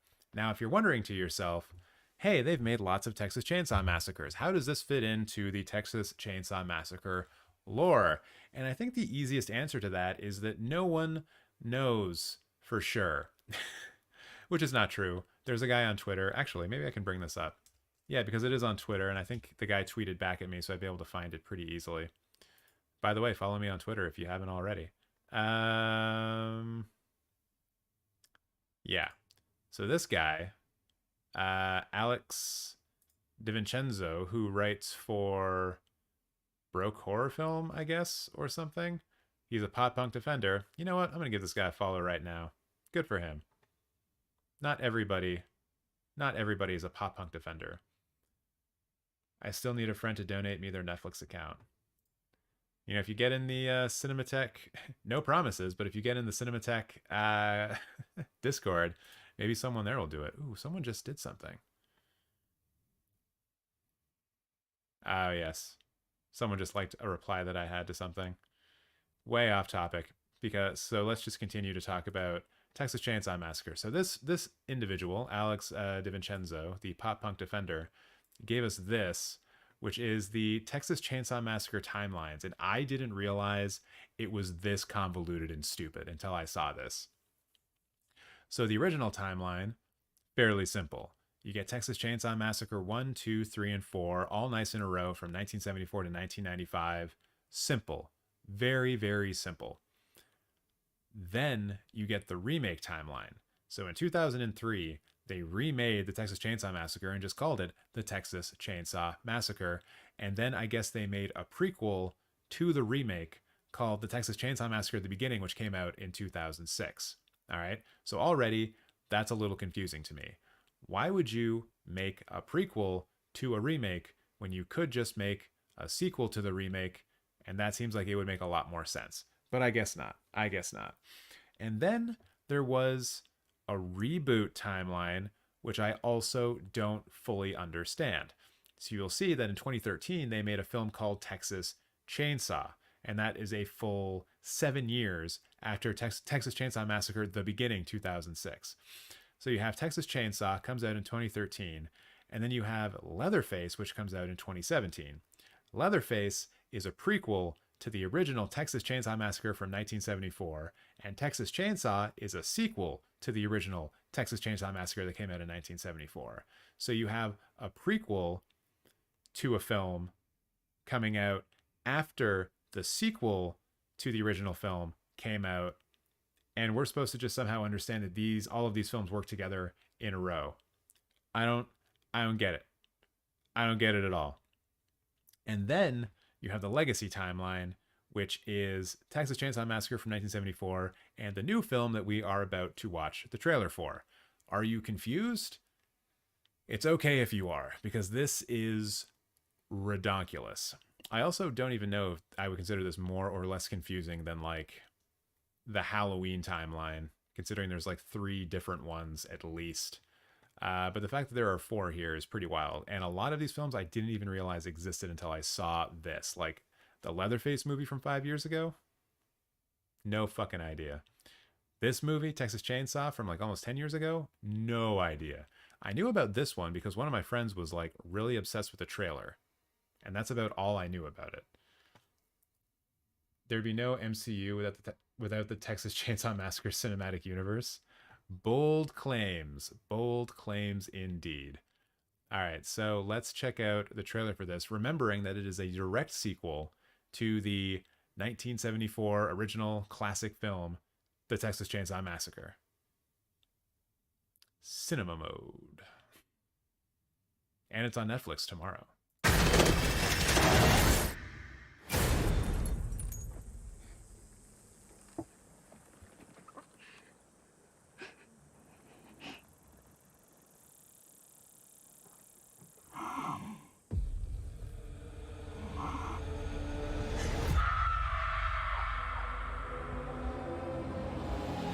Aww.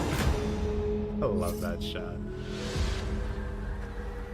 So Harlow is a ghost town. Right. So this is taking place in the present day. That's what that Tesla is supposed to tell us. All it needs is young blood.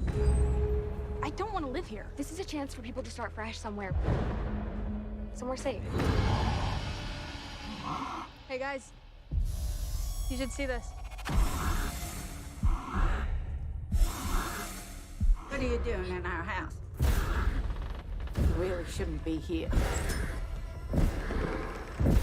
What do you do if you live in a place like this? Like, what's your day-to-day life like, you know? Oh my God. Ooh, a little bit of gore warning. Apologies. This is Hardesty. This, I hate shit like this in trailers. From the minds that brought you Evil Dead and Don't Breathe, which means none of the actual creatives involved in making those films. Sorry. Or at least not in a creative way. It's a stupid way of trying to like build hype for a film, you know? This is Hardesty. Sally, I'm afraid your old friend's back. And I guess that's 50 years one of the original this actresses night. from Texas Chainsaw, or at least they're trying to play it off like she is. Just to see him again. So they're kind of just doing a Halloween Kills type deal. Leatherface. But like also in that way, this makes no sense because like Michael was locked up, right? So Laurie Strode didn't have an opportunity to like go and kill him because he was locked up. Whereas in this case, it appears that Leatherface has just been living on that exact same farm. So if this woman wanted to get revenge on that family that like fucked up her and her friends, you know, like 50 years ago, she could have just done that. So I don't know if it's better explained in the film itself, but already from like a logic standpoint, because I know this film is trying to do something similar to what they did with Halloween, I'm a little not pleased with that. But anyways, there's going to be people killed with chainsaws, you know. Leatherface tomorrow.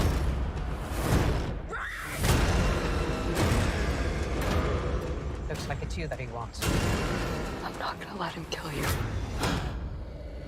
Fear no evil. Uh-oh. Fear no evil.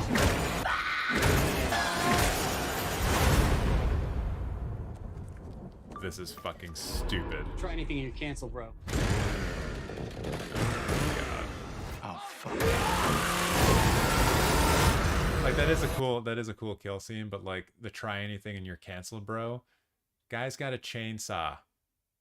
He don't care if he gets canceled there, man. Just fucking run. What are you talking about? I'm a Texas Chainsaw fanboy. The first one is a masterpiece. I just want the new one to be good. At the very least, don't be bad. I don't know. I would like for this to be a good movie, but I'm not feeling very strong vibes right now. So it looks like the story was by Fede Alvarez, who is the creative from the Evil Dead that they mentioned before, and Don't Breathe, I guess. So that's where they're getting that from. Cool. Not to mention his face is covered. Who, Leatherface? What do you mean? Like, his face is always covered. His face was covered in the original. I don't understand. Oh, and I guess that's kind of the other thing that I think is kind of silly about this, is that, like, Leatherface in this movie, like, if we accept that, like, this older woman here is from the first film, then we're adding on, what, 1974 to now is almost 50 years, right? Like, it's 48 years. And Leatherface was certainly, like, older than her in the original. So I guess we're also being asked to accept that, like, there's a near 65 to 70-year-old Leatherface just, like, able to wield his chainsaw and, like, kill a lot of people. That too doesn't really work for me. And it's also, like, part of the reason why I think the new Halloween films are a little shit, because you're being asked to accept that, like, this Michael character who's, like, old is able to do these things. But in the story of in the universe of those films, it's more about, you know, the evil feeds into him or some bullshit like that. Leatherface ages like Baby Yoda. Yeah, maybe. He's only now at the age of, like, 60, becoming what he is able to become. He's his true version. In relation to the dumb you'll be canceled comment, if his face is covered and you don't know who he is, how are you going to cancel him? Doesn't really work. Hey now, don't you dare bring logic into this Texas Chainsaw Massacre thing trailer. Logic isn't allowed here. All right, so next up is another Netflix film. This one is released today, but I'm going to count it as part of the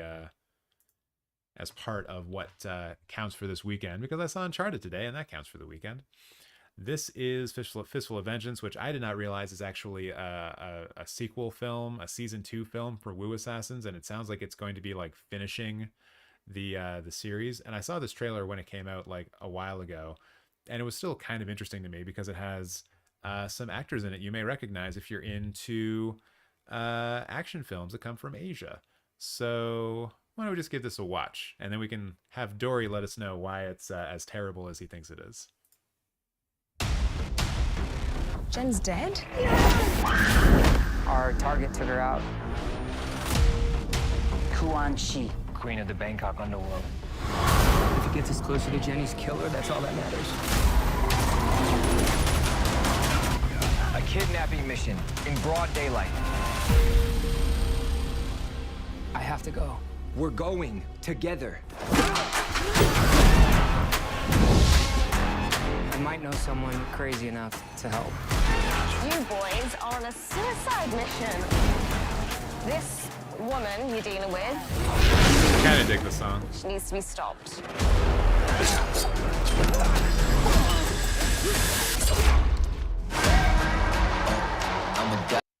If you're gonna do CGI blood, please do good CGI blood. For the grind, hey. Look, this is the only opportunity we have. They are coming. I don't like this. I'll do this one alone. You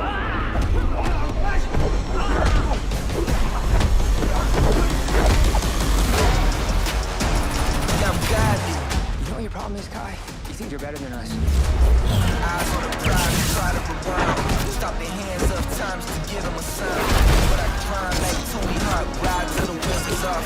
And I'ma die for it to pay off. You're trying everything Yeah, I'm guiding. to avoid that pain again. Yeah, I'm guiding. Waiting for the sign to be found. You know what? You could just say sorry. Did you guys, like, used to date or something? No.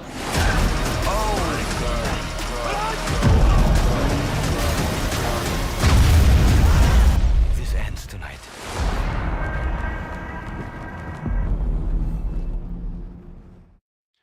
Brent, I had a feeling this would be your kind of movie. But I also just kind of want to watch the Raid films. I mean, maybe you'd be better served by doing that because based on what Dory said, this is not a good movie. But it does look kind of good, you know? Like, I know I made the comment about the bad CGI blood, which still stands. It's still pretty bad CGI blood. Like, do it good or don't do it, you know? But I'm also worried that since this is like the second season or like sequel film for Wu Assassins, like, will I need to watch that whole first season to understand what's going on here? And based on like the trailer, I think the answer to that is mostly no. But if Dory, you're still here, you can say yes or no to this. The character that they introduced right at the beginning, like the antagonist, like this woman, it seems to me that they're bringing her in as a way to allow like new viewers to come in cold. So maybe they're not, you know, they don't really know what's going on with the relationships, but the problems that these people have to solve, or the problem that they have to solve in relation to this antagonist, is something that is new, right? So you'll get like the occasional callback to let you know about like the relationships between people. We saw that one line where they talked about, were you guys dating? And they're like, no, and then they kill people. There's probably like enough of that in there for them to allow newer audiences to get what's going on and to not have to go back and watch the first season. So Brent, I'm sorry I wasn't clear on this. So this film, Fistful of Vengeance, is a film, but it's also a sequel to a television series that's also on Netflix called Wu Assassins. We can just go to this. So is an American supernatural action streaming television series. In February 2021, a standalone film titled Fistful of Vengeance was announced. The film continues the story from the ending of the first season. It was released on February 17th, 2022. So if you're going to watch the film, maybe it's best to do a quick Google search to see if you need to watch these 10 episodes. But if you're into watching a movie that's mostly just about people beating the crap out of each other, then maybe you wouldn't mind watching a television series where there's just people beating the crap out of each other. I don't know. I've only watched the first episode of Wu Assassins and it didn't really do it for me, although I might be thinking of a different show now that I think about it. I usually give Netflix TV series like 3 seconds to impress me, and then I just turn them off if it doesn't do it. I have no time for like the bad Netflix series they put out, and they put out a lot of them.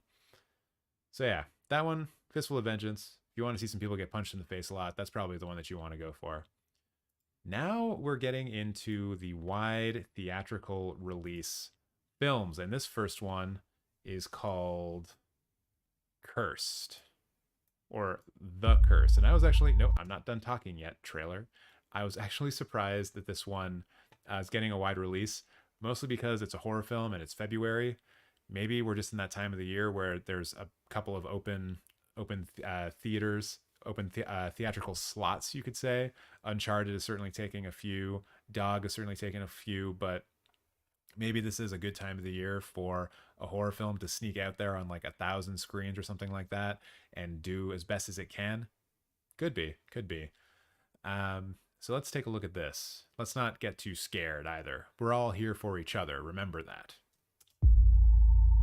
We've all dreamt of a silver that has cursed this land. Is that Sean Bean? Sounds like Sean Bean.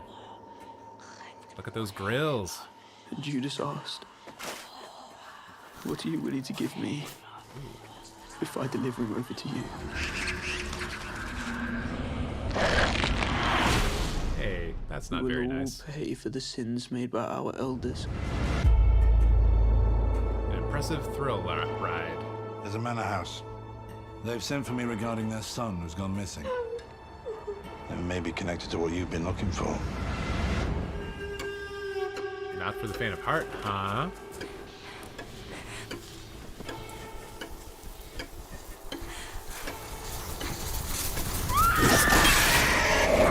Did the girl see what attacked them?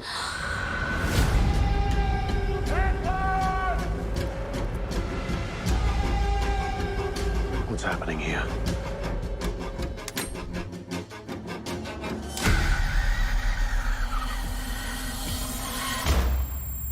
was super creepy.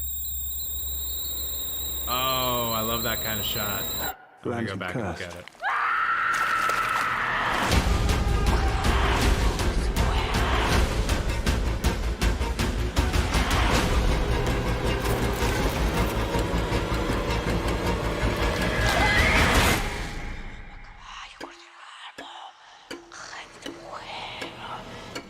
Which year, though? This year or last year?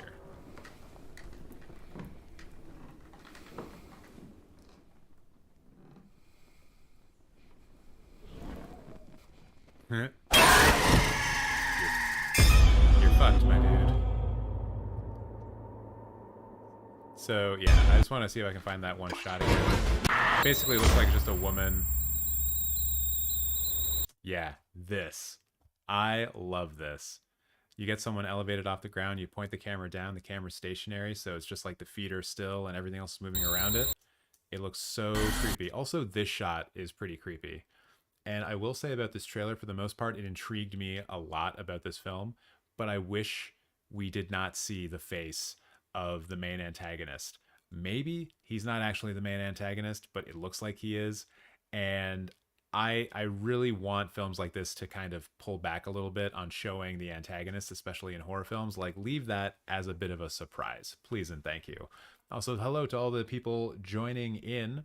We're talking about all of the movies that are coming to theaters this weekend. I've already given my Uncharted review, so if you want to see that, you'll have to wait until tomorrow when I clip that out and release it. So get subscribed, and you'll be able to see it. And make sure to like this live stream, please, and thank you. And if you're new here, let me know what movies you're excited to see this weekend, if any at all, or if maybe this is going to be a classic movie weekend for you. Maybe you're going to watch one of your favorites. Why don't you let me know what that is? The chat's right there. You know what to do. You know how YouTube works. So with that done, we're now going to move on to the next film that's coming out in wide release. And when I get sort of done watching all of these, I'm going to put them in order of like ones that I most want to see, which is kind of unfair because the last one is Uncharted and I've already seen it. So this is the trailer for Dog. It stars Channing Tatum. I believe it's also directed by Channing Tatum and a friend of his. And it's probably about a dog. Hey! No! No! You're just a demon! You're just a demon! Hey, two trailers in a row with demons. It's That's expired, fun. sir. Come on, man. You know how many times I've been in and out of this gate with that? Excuse me? What's the odds on ISIS? Step out of the vehicle, sir. You want me to step out the vehicle? I'll have a... He's with the Ranger Battalion. Ranger Battalion. I've been busting my ass to get my mind and my body back into a good place. I need to get back in the game, sir. You want to get back in the game? Prove it. Sergeant Rodriguez was a legend. Family funeral Sunday outside of Nogales. They want his dog at the funeral. You do this, and you're back in the game. She won't work with anyone. One minute she's good, the next minute she's sending 3 guys to the ER. What's up, dog? And you're gonna go on a little road trip. Easy. What are y'all so scared of? Smell it out big time. What? You ever get punched in the face by a dog? Maybe It's just not take the fun. crazy down one notch. Hey! No! You're just a demon. You're just a demon. Whatever happened to you, dog? You used to be a legend. Hey! Oh! No! Hey, dog! You're so good. How'd you make her get out of your hand? I just talked to her. See, she's just a noodle. She just is so good. You don't do anything else psychotic on this trip? Maybe we can have some fun. Is that a deal? Shake?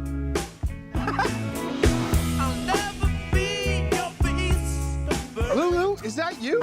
Good girl. Will you give hugs now? Really? Lulu gives the best hugs. You've never had a Lulu hug? No, we don't exactly hug. So you telling me that Nuke was just as messed up as Lulu? I had to work him every day for 6 months. When he stopped struggling, that's when I realized maybe I could stop struggling too. It's okay. It's just lightning, right? Look at that! She's never slept in a nice bed before. There ain't no shame in wanting a big comfy mattress. I was hoping you might have a room for me and my little girl. Is that a Purple Heart? Was she wounded? Yes, she was. Thank you for your service. I've never seen this dog exhibit any aggressive behavior before. Never. She loves people.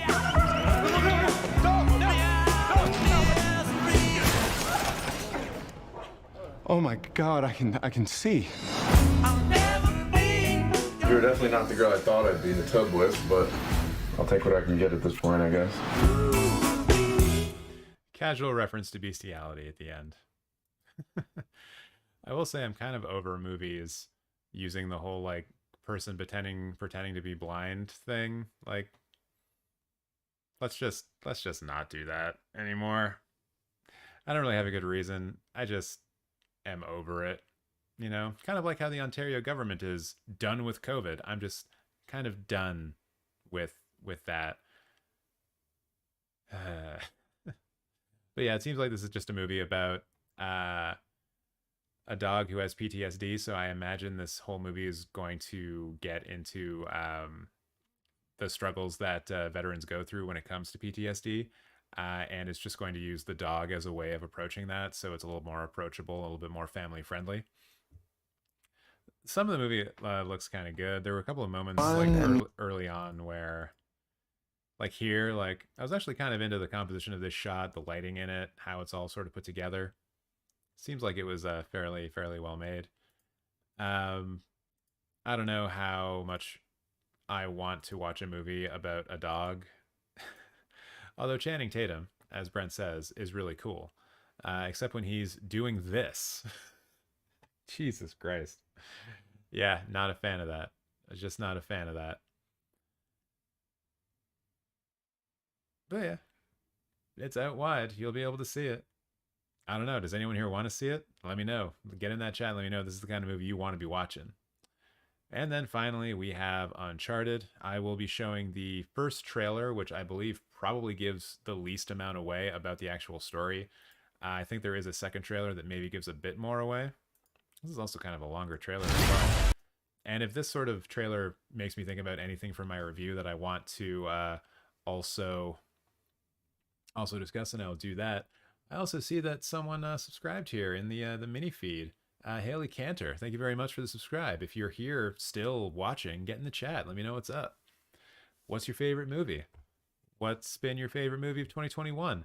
Oh, and I guess also this would be a good time to let everyone know, if you're new here, there is a Cinemateq Film Awards.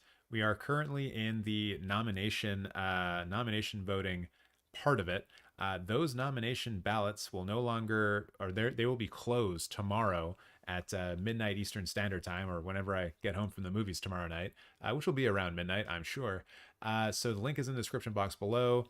Basically, we're just nominating all of our favorite films from 2021, kind of a different way of doing the Oscars where we all get to participate and figure out what we all think is the best film of 2021, and also a lot of other categories, things that are different from the Oscars.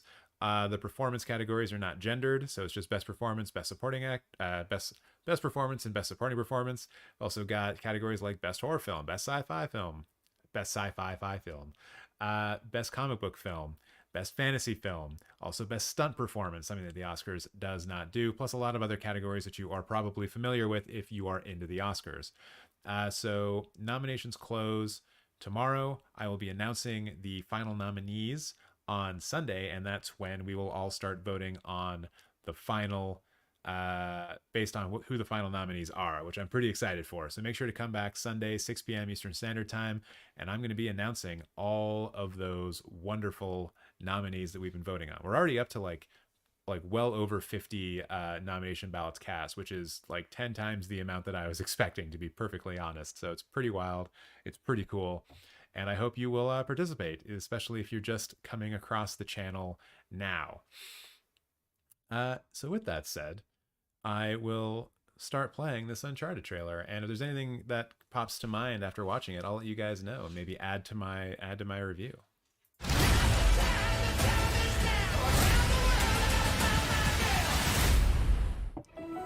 There are places out there you can't find on any map. They're not gone. They're just lost.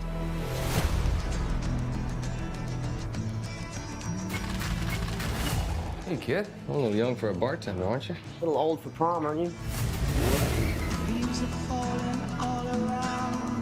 Everything in here. Why the map? This is the path that Ferdinand Magellan took to sail around the world. You know your history. It's the biggest treasure that's never been found. 5 billion, easy. I think you're here because of your brother. Well, you know my brother Sam?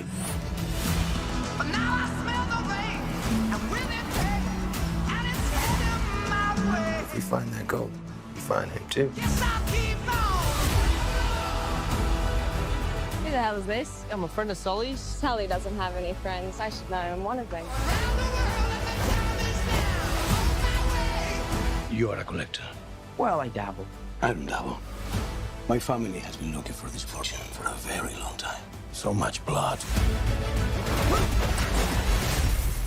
I'm pretty sure he just threatened to kill me. Don't touch your ear like that. You look like an idiot. You have no idea who you partnered with. I've been dreaming about this stuff since I was a kid. My brother Sam left one final clue.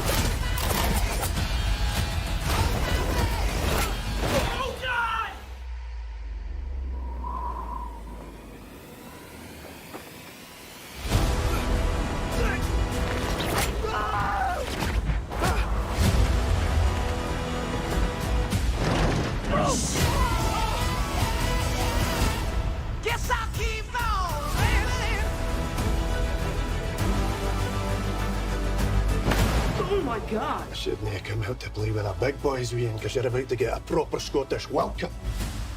What? That line still makes me laugh. Oh, crap!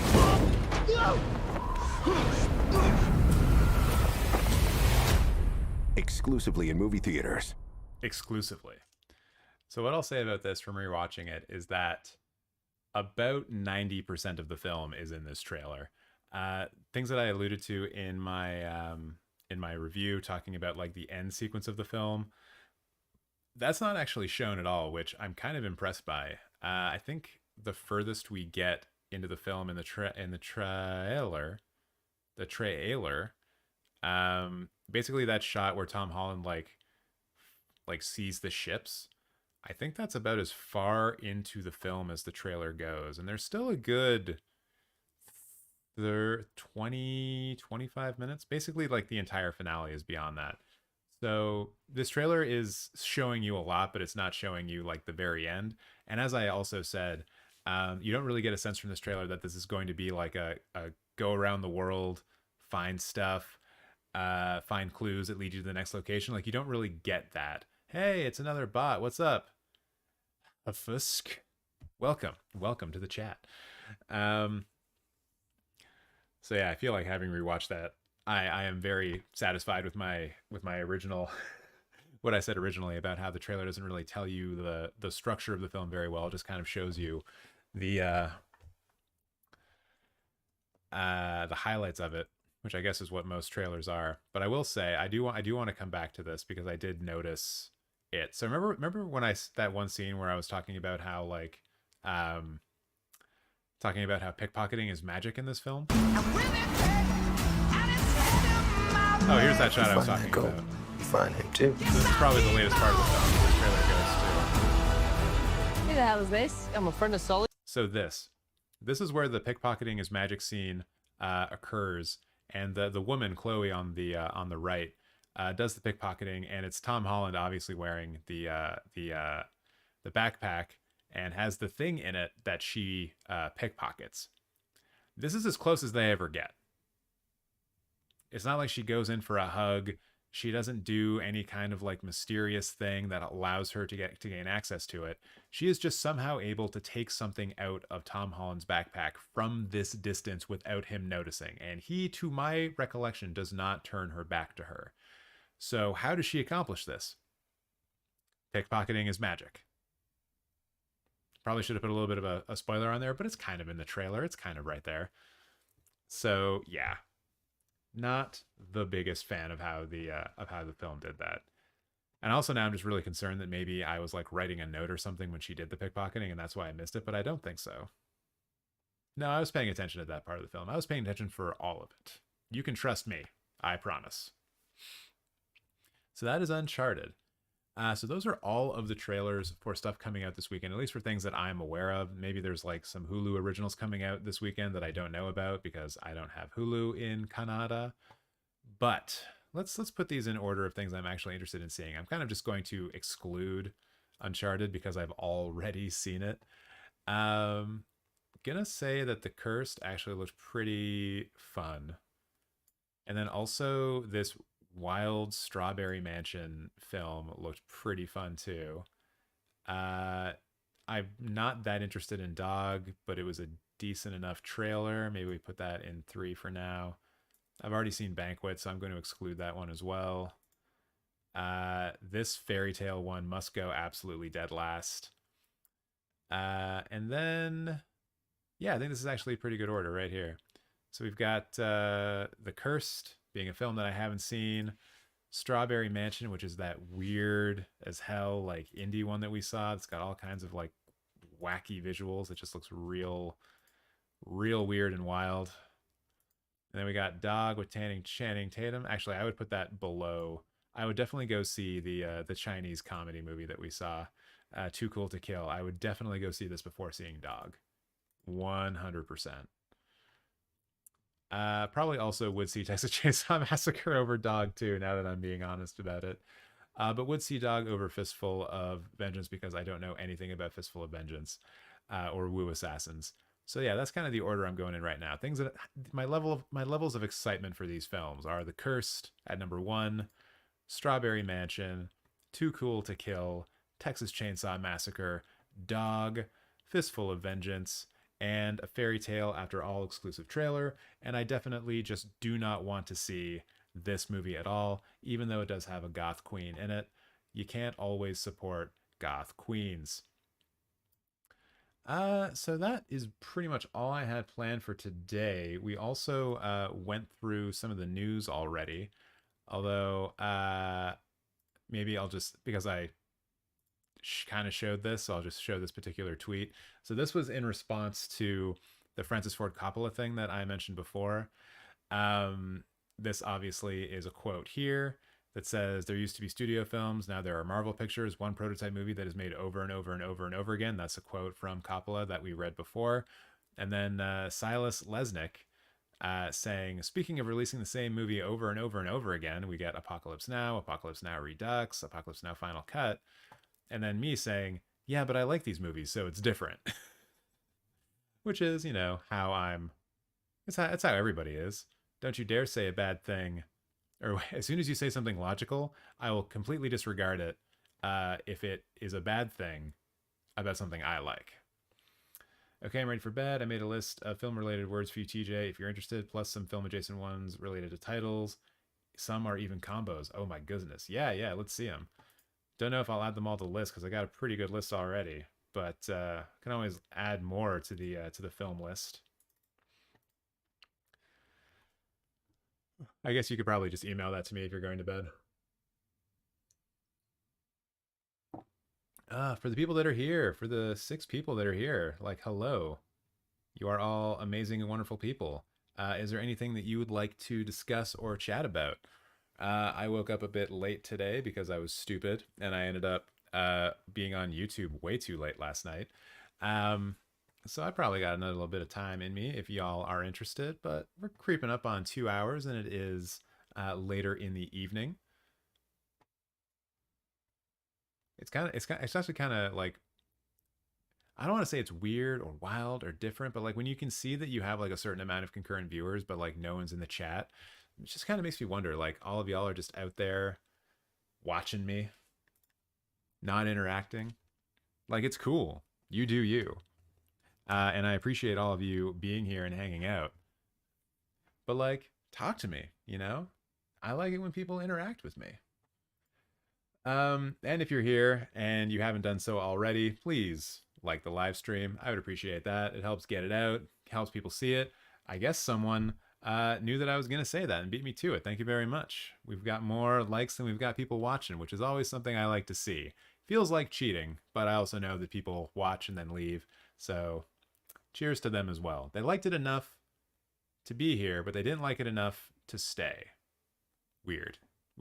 Oh, here we got some GD words from Brent coming in. My goodness. All right. I like video. I already had edits. I already had light. Right. Okay. Tapes. Yeah, I like that. Discs. That's pretty adjacent. Agent. All right. Audio, yep. Booms, double letter, so I'm not a big fan of that, but I'll put it in anyways. Black, white, and color, I'm not doing those. Come on. Story, though. Films have stories. Legit. Board, that's a combo letter you're talking about. I'm not going to do that one. Extra, though, I will probably never use that because there will never be an instance where I need to get an X, but all right. Frame I've already got. Leads make sense. Money, sadly. Music makes sense. Holly. I wonder if Holly would be in there individually. Yeah, I guess it would, eh? Prime. Fuck Amazon. I'm not putting that in. Film stock, though. Hell yeah. Into that. That's actually a pretty good one. Watch. Yeah, you gotta watch movies. Combos. Hitchcocks. Are you fucking kidding me? You think I'm gonna go live on stream and type Cox into Wordle? Can you be banned from Wordle? I think that would get me banned from Wordle. I wonder if they would accept Cox. Actually, yeah, they probably would have to because it's just like multiple roosters, right? It's not like it's only a dirty word. Oh man, I'm definitely gonna have to put that in then. I'm gonna have to do a live stream where I just have Cox, Hitch, and then Cox. Maybe we can do that on a day when we're live streaming like a silent Hitchcock film that's in that's in the public domain. That'll be the day when we start with Hitch and then Cox. Even though it has a double C, and we'd already find out the C on Hitch. Let's see, what are some other ones here? Alien, Birds, Tenant, Blade, Congo, Glass, Honey, Seven, Signs. You spelled 7 wrong. The V should be the number 7.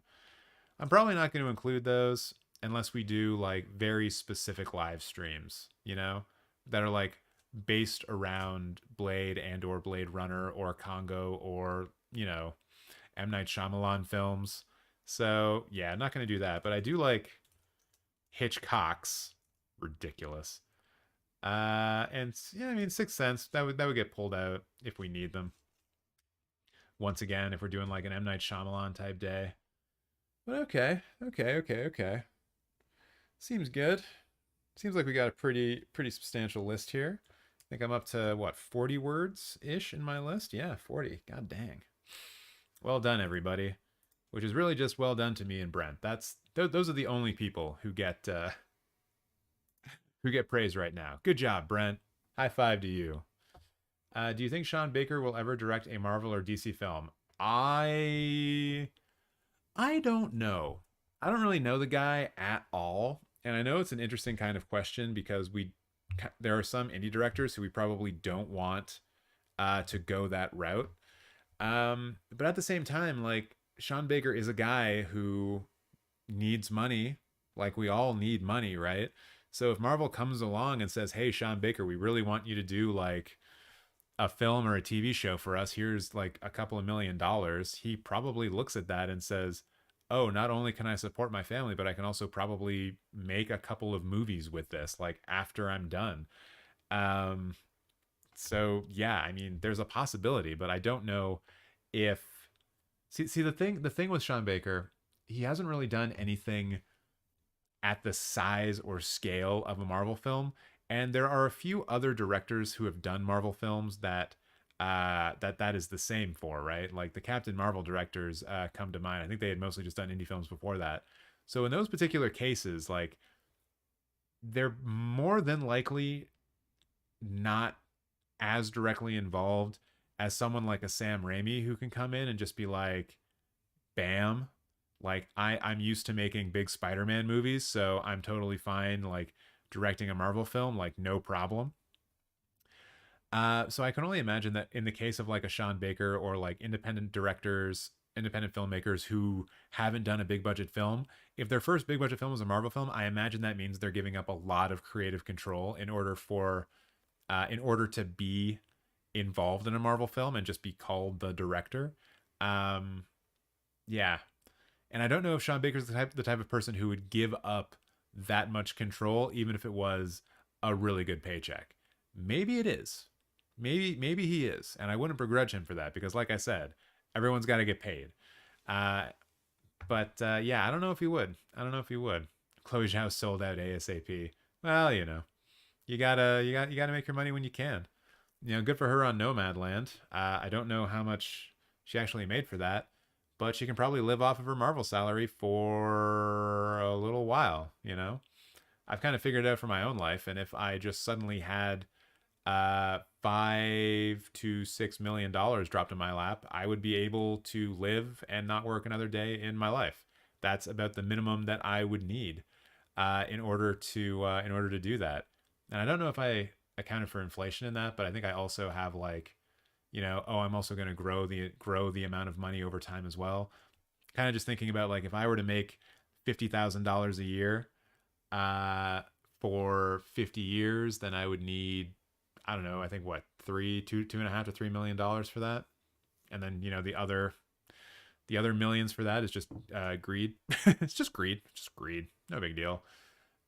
Wait, do I have that right? Yeah, it would be $500,000 every 10 years if I did $50,000 a year. So 50 years, and I probably will end up living for another 50 years at least, would be $50,000 a year, which would be 2.5 million. So then, yeah. So I guess I could retire on 3 million. I guess I could do 3 million. But yeah, Chloe Zhao, I don't know if she looks at money in the same way that I do, but she probably can take her Marvel fee and do something similar to that if she wanted to. Have a good night, Brent. Good to see you out. Good to see you out tonight, and have a good Friday. I would never sell out. I'd rather live poor with integrity. Man, that's real easy to say, but it's hard to do in practice. I appreciate you saying that, and I hope it would be true for myself as well. But at the same time, if Marvel just wanted me to put my name on something and kind of direct some dialogue sequences, and they're going to give me $2 million, fuck it. Yeah, I'd do that. And I know I'm really undercutting the amount of work that the directors for Marvel films actually put in. But I can't imagine that it would be there'd be so much happening that I imagine would be out of my control. I wouldn't even really know what I would be up to or doing on a film like that. So I just kind of think of it as being easier, just kind of think of it as being easier. It's strange, but it's the way I'm thinking about it. It's the way I'm looking at it. So with that all said, we are a little bit over the 2-hour mark, a little bit past 11 p.m. Eastern Standard Time. I don't think there's really anything else to talk about. I'm pretty sure that one day I'm going to be doing one of these live streams, and that'll be the day that Russia invades Ukraine. And it's going to be shoot. But we'll just be able to talk about the invasion the whole time. Okay, never mind. I changed my mind. I would sell out for millions. Yeah, for sure. I would sell out for millions. No doubt. Give me enough money so I can comfortably live the rest of my life without working, and there is not a lot I would not do. There's a few things that I wouldn't. But if I was able to live out the rest of my life in comfort without working, yeah. And assuming that would cost me about $3 million to do that, yeah, there's quite a few things I'd be willing to do. No doubt. No doubt. So with that all said, I think I'm going to end things for the night there. Thank you everyone for tuning in and for watching. I will be live, not tomorrow and not Saturday, but on Sunday at 6 p.m. Eastern Standard Time, and that will be the day that the Cinemateq Film Award nominees will be announced. You still have time to vote for who the nominees will be. Voting will be closing on that midnight tomorrow. After I get home from watching that Celine Dion movie and Blood for Dracula, which I can only imagine is a very strange double bill, and my mind will be all kinds of mush afterwards. But I'm excited. I'm always excited about my brain being mush sometimes. And make sure to subscribe and put the notifications on. I'm going to be putting up my Uncharted review tomorrow on the channel, so you can check that out if you missed it. And yeah, that's about it. That's about it, everybody. There's going to be a couple of things from a previous live stream coming out over the weekend, hopefully, if I can get around to cutting those tomorrow as well. So if you want to see that stuff, once again, subscribe and get notified. There's also a Discord. There's also a Twitter. There's also a Letterboxd account. You can find links for those in the description below. If you haven't already, follow me on there so you can keep up to date on everything happening with the channel. I think that's it. I think that's all the things I wanted to plug. still got, good amount of people in here. Thank you very much for watching, everyone. I appreciate it, and I will see you on Sunday. Have a fantastic weekend, and make sure to watch as many movies as you possibly can, because that's what we're going to be talking about on Sunday, is the movies you watched, and the movies I watched, and the movies you voted for, and the movies I voted for. Going to be a lot of stuff to do on Sunday for sure. All right, I'm done talking. Have a good weekend, everybody. I will see you on Sunday, 6 p.m. Eastern Standard Time. Goodbye.